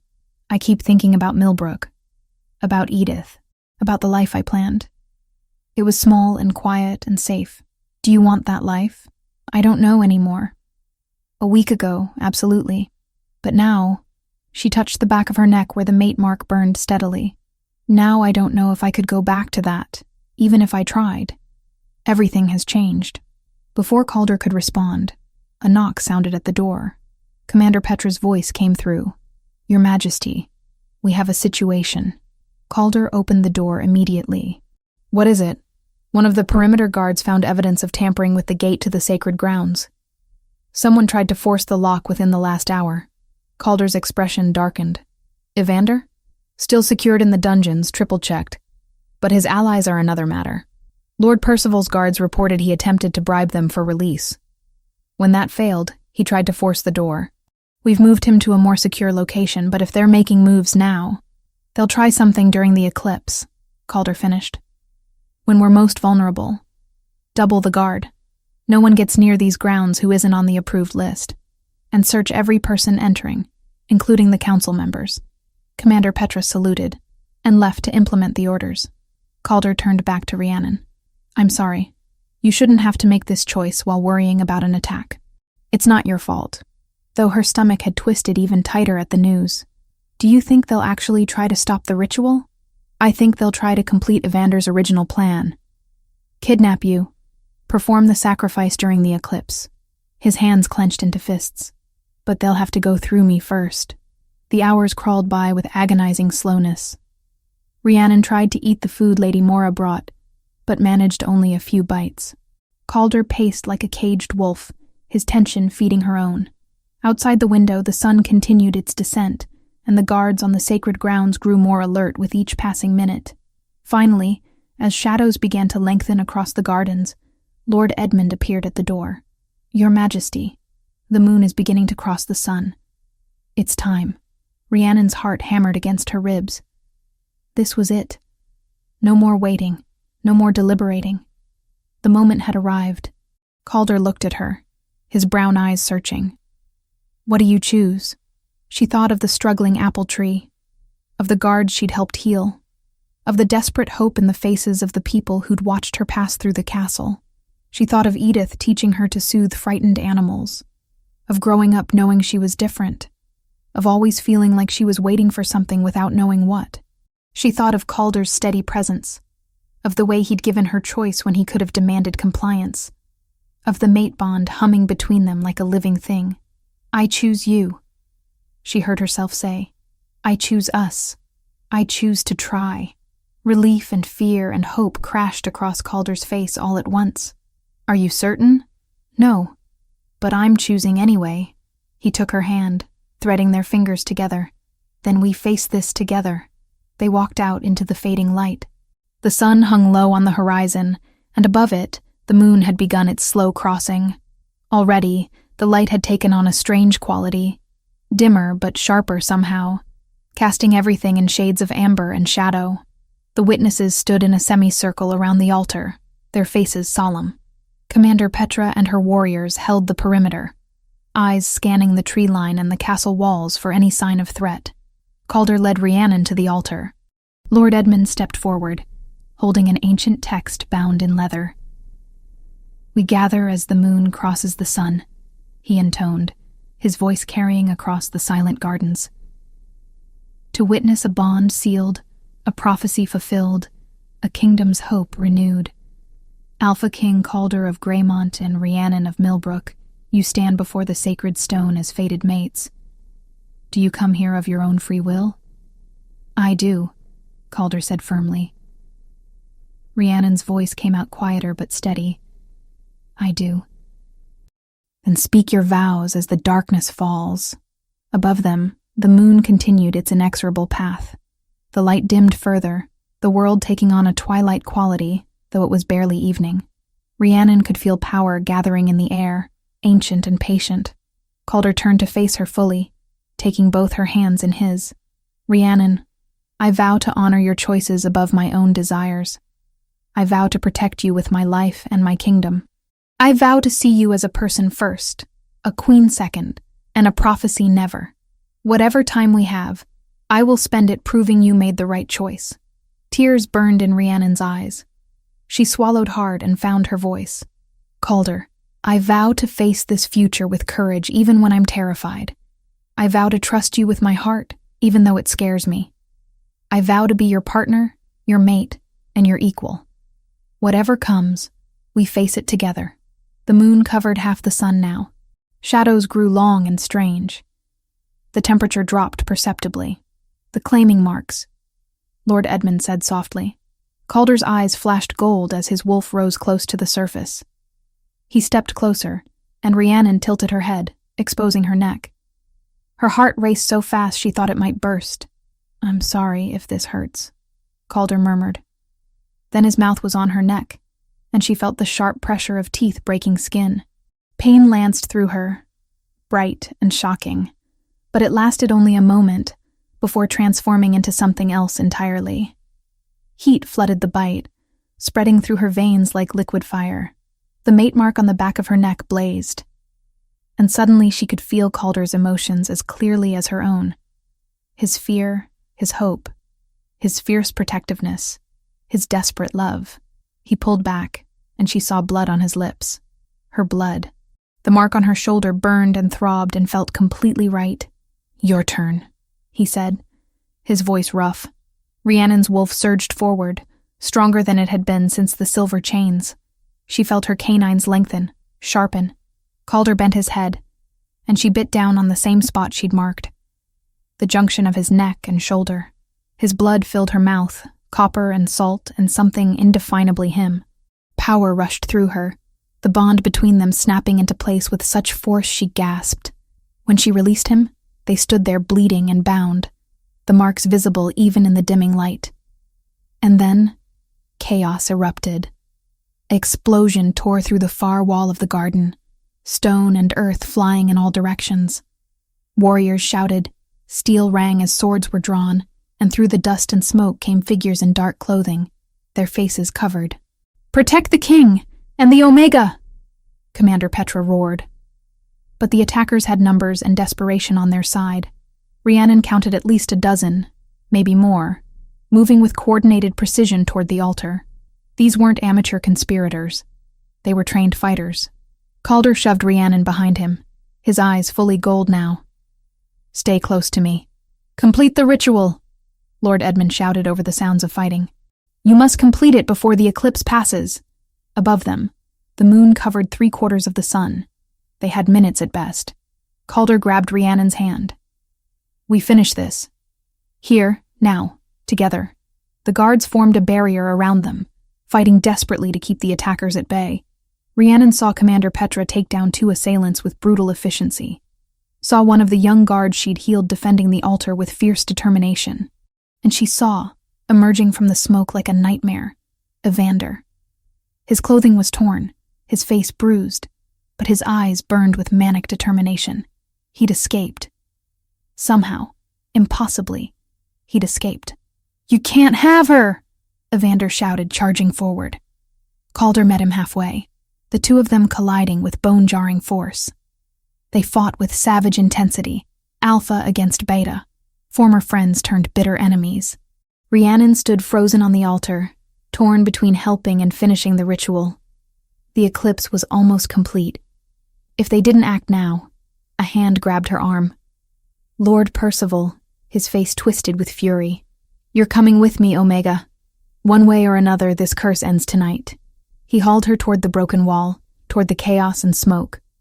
Rhiannon fought him, but he was stronger, and she was still weak from everything she'd endured. Then Calder was there, his claws extended, his wolf fully in control. He tore Percival away from her with such force, the man flew backward into the rubble. "Touch my mate again," Calder snarled, his voice barely human, "and I'll tear you apart." The moon covered the sun completely. Darkness fell across the gardens like a curtain dropping. Total eclipse. "Now!" Calder grabbed Rhiannon's hand and pulled her back to the altar. "We finish this now." The world had narrowed to just them, just this moment. The fighting continued around them, but felt distant, unimportant. The only thing that mattered was the bond between them and the power beginning to build in the air. Calder pulled her close, his bloodied mouth finding hers in a kiss that was desperate and claiming and full of promise. The mate bond roared to life, the claiming marks burning, and Rhiannon felt power surge through her unlike anything she'd ever experienced. It wasn't just her power or his. It was theirs, combined and amplified. The bond between them acting as a conduit for something ancient and primal. Light exploded from where they stood, golden and pure, radiating outward in waves. The curse shattered. Rhiannon felt it break, felt the suffocating weight that had pressed down on the land for 3 years, simply ceased to exist. The light swept across the gardens, and everywhere it touched, life returned. Dead roses bloomed instantly. Withered grass turned green. The fountain began to flow clear and strong. The light swept over the fighters, and Evander's allies dropped to their knees, their wolves forced into submission by the pure Omega power radiating from Rhiannon. The eclipse reached its peak, and in that moment of perfect darkness, Greymont was reborn. Then Rhiannon's legs gave out. The massive expenditure of power too much for her still recovering body. Calder caught her, holding her against his chest, as the light faded and the moon began to move past the sun. "I've got you," he murmured into her hair. "I've got you."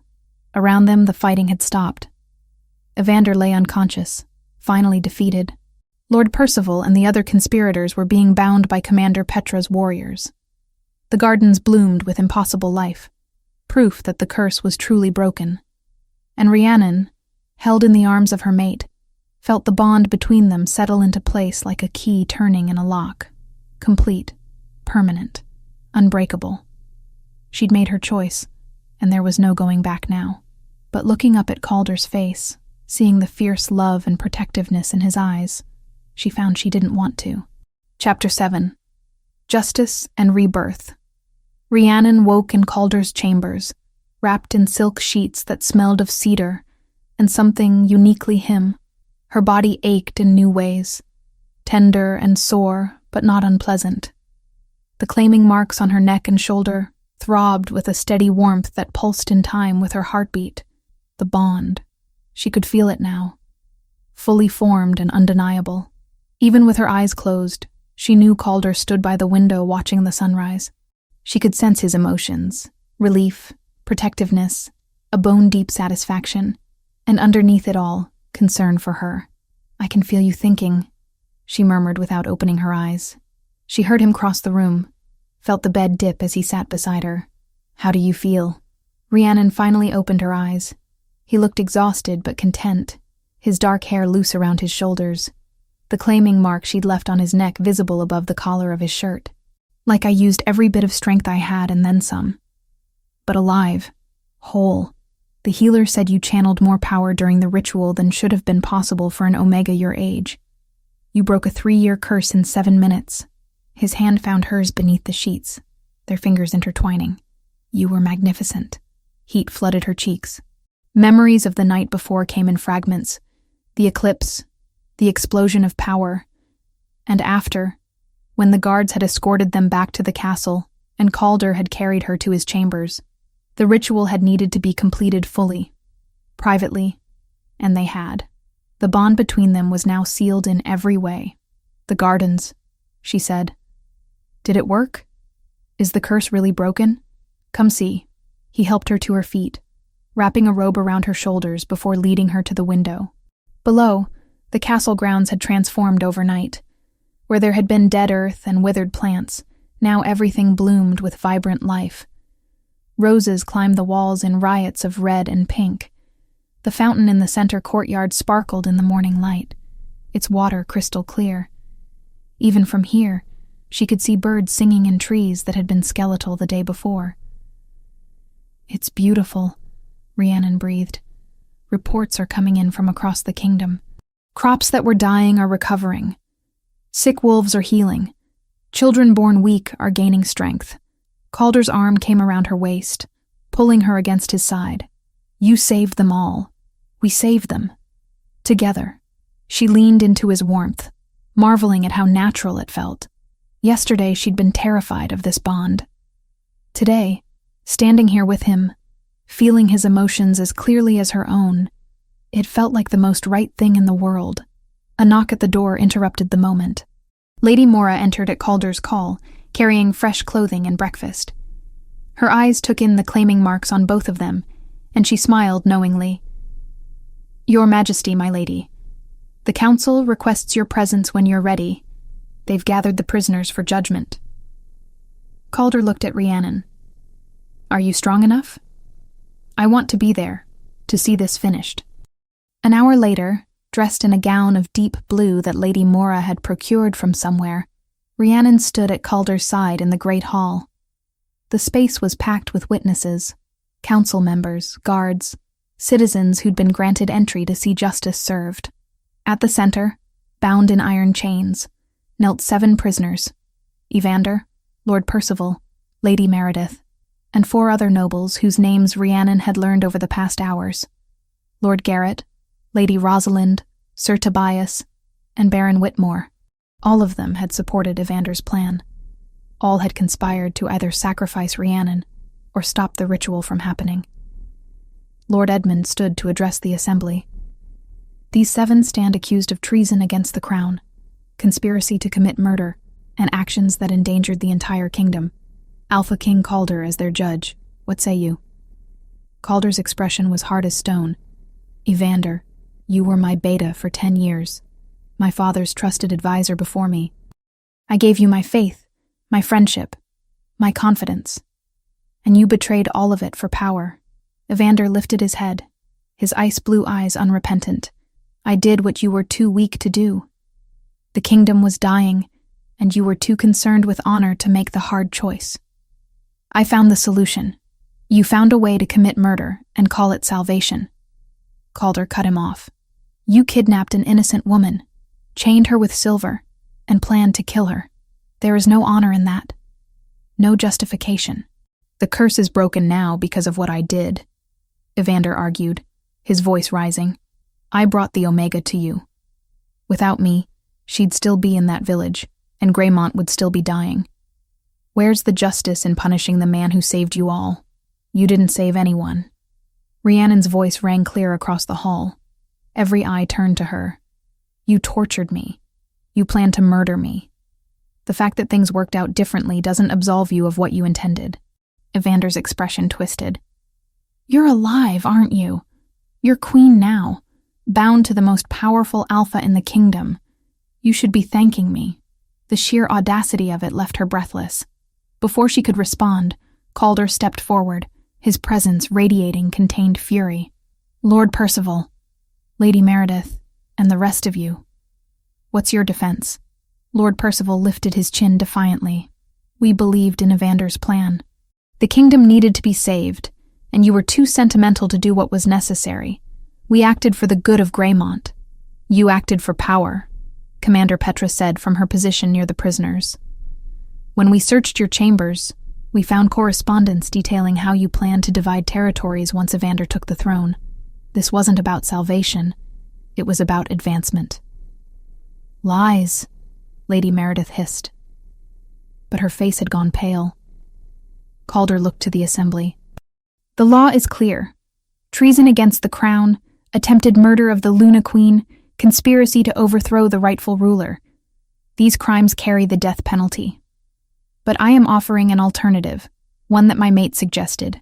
He gestured to Lord Edmund, who produced an ancient scroll. The rite of removal, a punishment reserved for the gravest betrayals.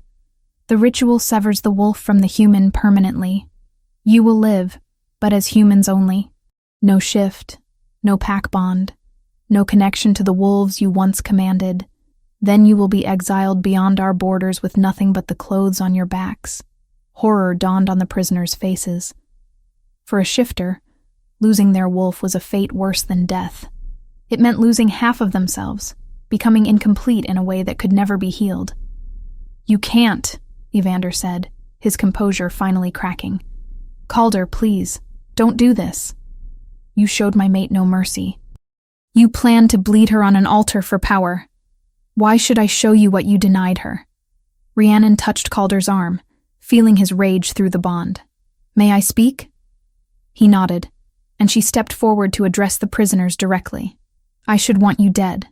After what you did, what you planned, I should demand your execution. But I won't. Not because you deserve mercy, but because I refuse to let you turn me into someone who takes life lightly.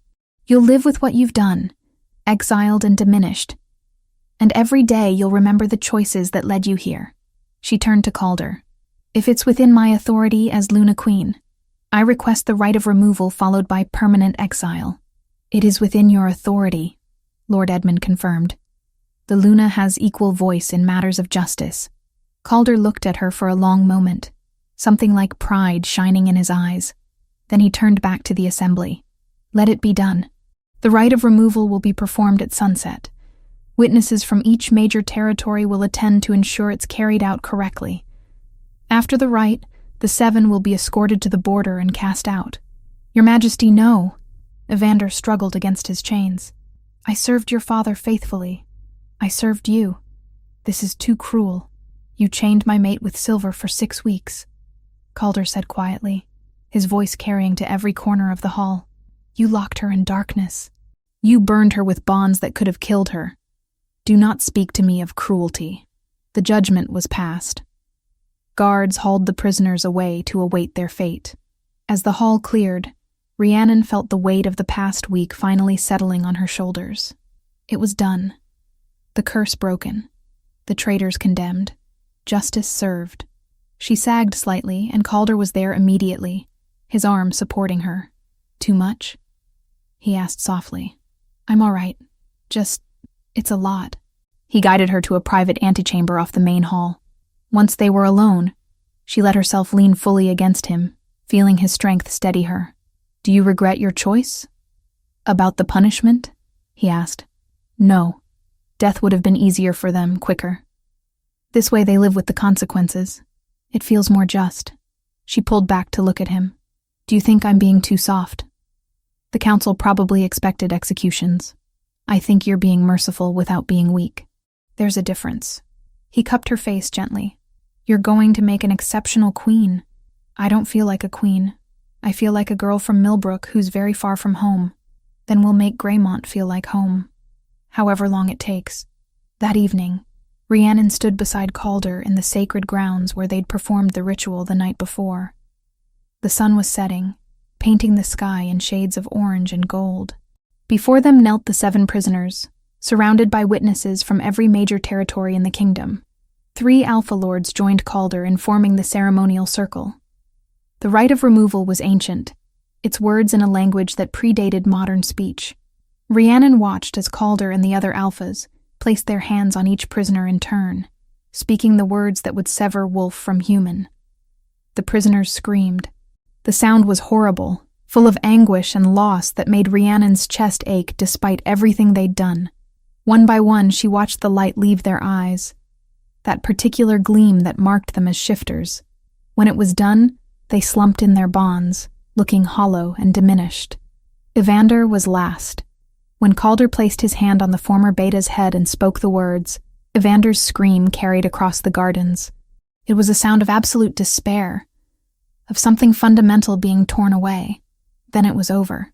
The 7 sat there, just human now, staring at nothing. Take them to the border, Calder commanded. Ensure they cross into neutral territory. If they ever return to Greymont, the sentence is death. Guards hauled the former conspirators away. The witnesses dispersed, speaking in hushed tones about the severity of the punishment and the justice of it. Rhiannon stood looking at the altar where she'd made her choice, where she'd accepted the bond and saved a kingdom. It felt like a lifetime ago, though it had only been a day. Are you all right? Calder asked, coming to stand beside her. I keep thinking about Evander. How he could have had everything. Your trust, your friendship, a position of honor. And he threw it away for ambition. Some people will always want more than they have, no matter how much they're given. I don't want to become like that. To forget where I came from. To let power change who I am. Calder took her hand, his thumb tracing the mate mark on her wrist. Then we'll remind each other. When I get too focused on being king, you'll remind me to be Calder. When you feel lost in being queen, I'll remind you you're Rhiannon first.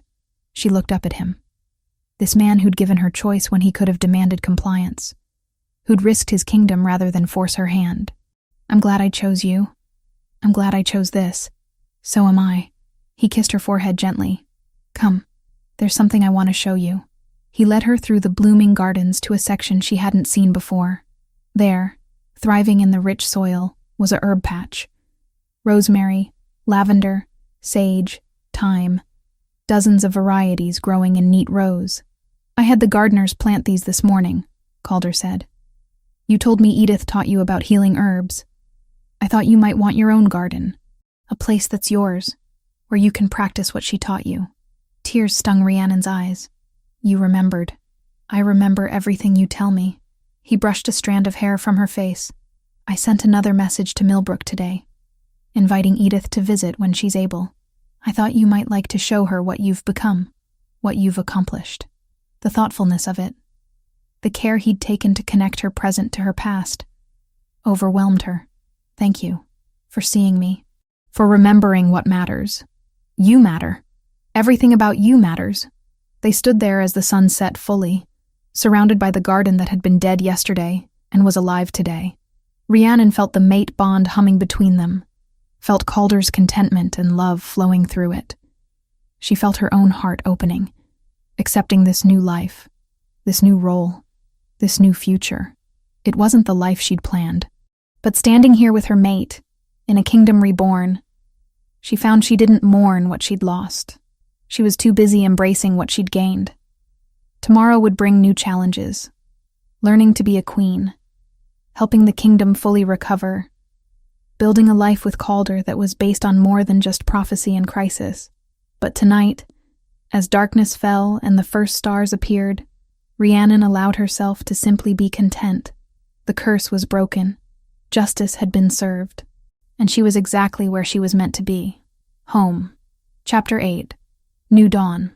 6 months had passed since the eclipse, and Greymont had transformed so completely that sometimes Rhiannon had to remind herself it had ever been cursed at all. She stood on the balcony of the royal chambers, one hand resting on the stone balustrade, the other cradling the swell of her belly. 6 months pregnant, the healers had confirmed just last week, though she'd suspected for longer.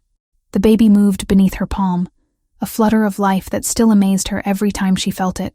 Below, the kingdom spread out in all its recovered glory. The gardens were a riot of color, roses, jasmine, and honeysuckle competing for space on every wall and trellis. Beyond the castle walls, she could see the fields golden with wheat ready for harvest, the forests green and full of game, and in the distance, smoke rising from village hearths where families gathered for the evening meal. The harvest had been record-breaking this year, more than enough to replenish stores depleted during the curse and trade with neighboring kingdoms. Birth rates among the wolves had tripled, with healthy pups born to packs across all territories. The sickness that had plagued the elderly and weak had vanished completely, as if it had never existed. Greymont was whole again, thriving, and Rhiannon, the girl from Millbrook who'd never imagined being anything more than a healer's apprentice, was its Luna Queen. "You're thinking too hard again." Calder's voice came from the doorway behind her. "I can feel it through the bond." She smiled without turning. "I'm thinking about how strange life is. 6 months ago I was chained in a cell. Now I'm carrying the heir to a kingdom." He crossed to her, his arms coming around her from behind, his hands settling over hers on her belly.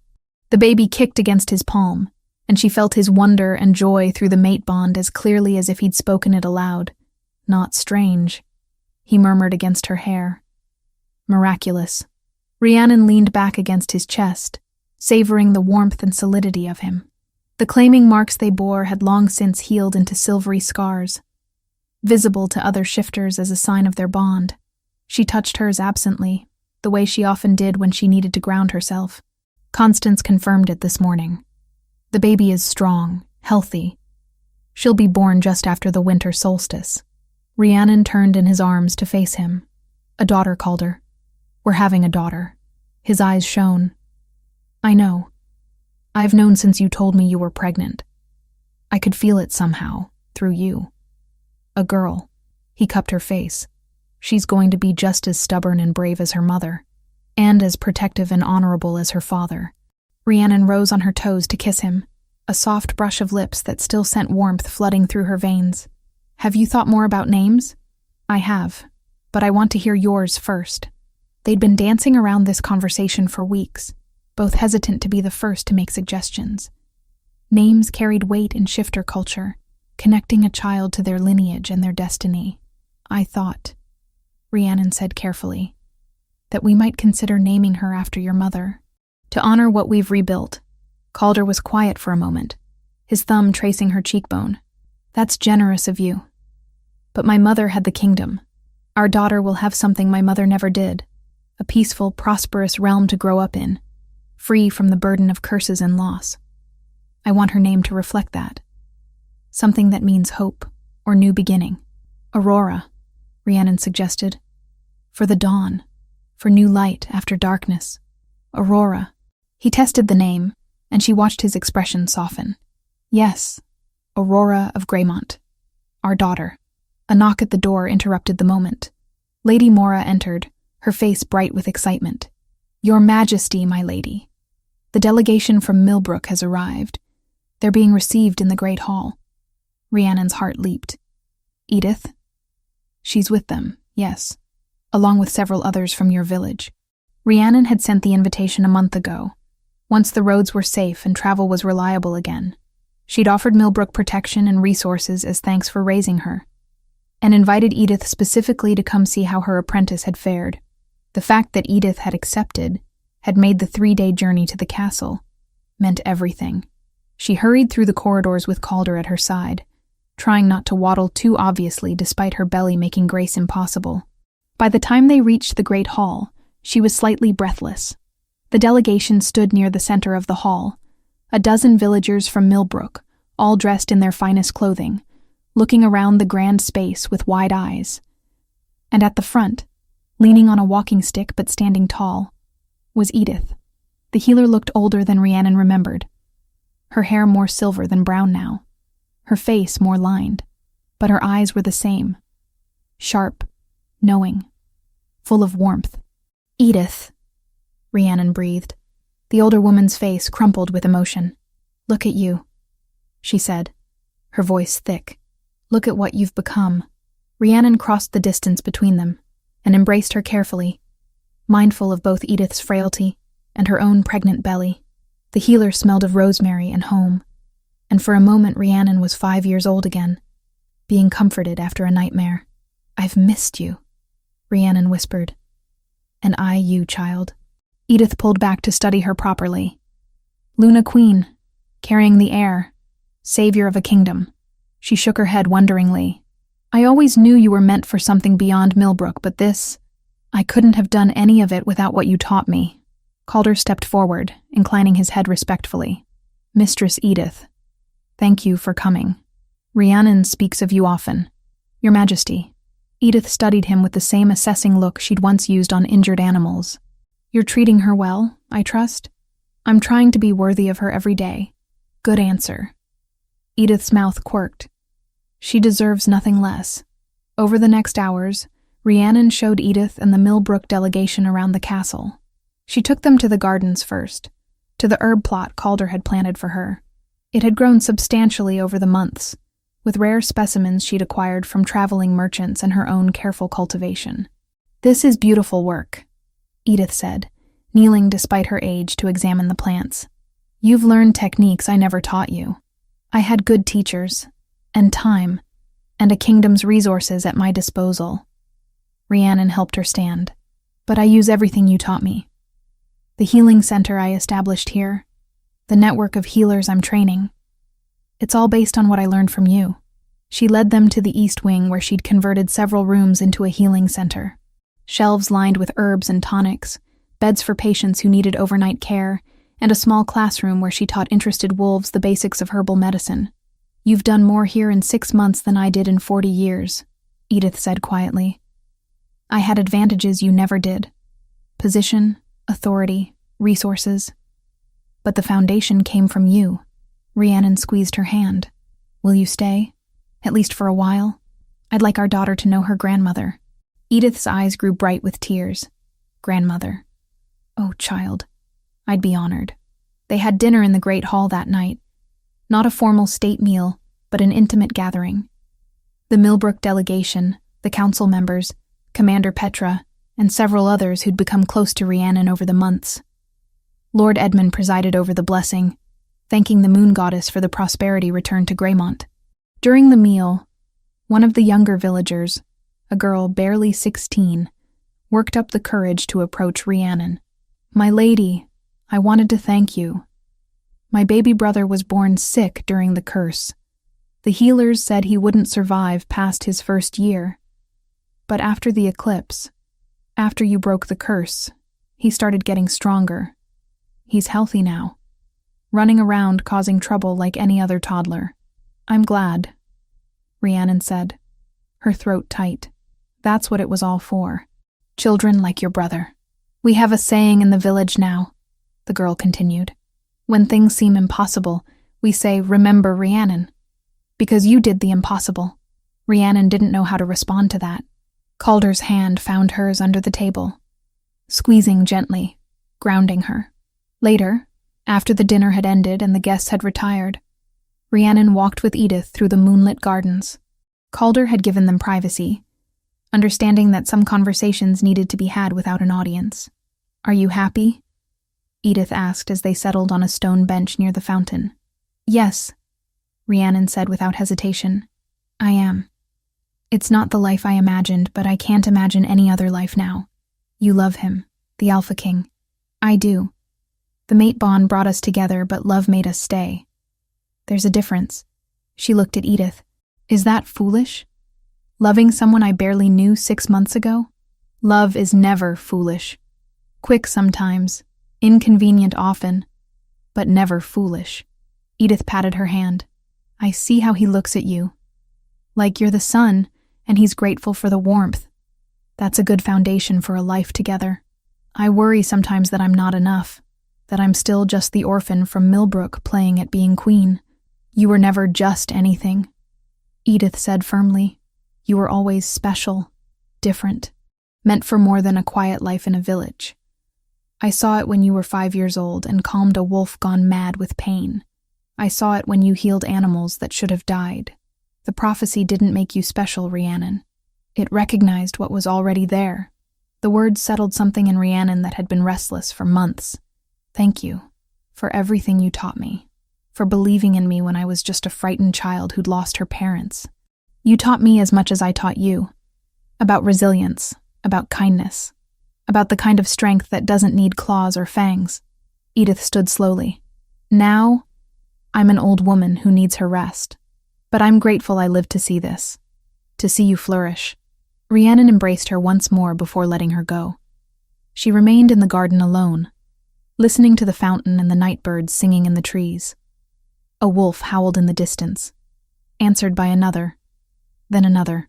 The pack, healthy and whole, singing to the moon. Footsteps on the path announced Calder's return. He sat beside her, not speaking, just offering his presence. I've been thinking about the future, Rhiannon said, about what we want to teach Aurora when she's born. Tell me. I want her to know she has choices, that destiny might guide, but it doesn't control, that power is meant to serve, not dominate, that kindness isn't weakness. She looked at him. I want her to grow up knowing she's loved for who she is, not what she can do for the kingdom. She will, Calder promised. We'll make sure of it. Both of us. He placed his hand over her belly where their daughter grew. She'll have what we didn't, parents who are present, a kingdom at peace, a future free from curses and prophecies. And if another prophecy comes, another crisis, then we'll face it together. As we have everything else. He kissed her temple. But for now, we have peace. We should enjoy it while it lasts. They sat together in the garden as the moon rose higher, casting silver light across the blooming flowers and flowing water. In the castle behind them, Edith and the Millbrook villagers slept safely. In the territories beyond, Pax celebrated the continued prosperity. And inside Rhiannon, their daughter grew strong and healthy, the first child born to Greymont's new Luna Queen. 6 months ago, Rhiannon had been a prisoner, wondering if she'd survive to see another dawn. Now she was a queen, a mate, a healer, and soon to be a mother. She'd saved a kingdom and found her place in it. The journey from that dark cell to this moonlit garden had been terrifying and painful and full of choices that felt too large to make. But sitting here with Calder's arm around her and their daughter moving beneath her heart, Rhiannon couldn't regret a single step. This was where she belonged, where she'd always been meant to be. Home. The word settled into her bones with the same certainty as the mate bond. Greymont was her home now. Calder was her home. The life they were building together, complicated and challenging and full of responsibility, was exactly the life she'd choose if given the chance to decide again. Thank you, she said quietly. For what? For giving me time to choose. For making me want to stay. For seeing me as more than a prophecy or a cure. She turned to look at him. For being my mate in truth, not just in magic.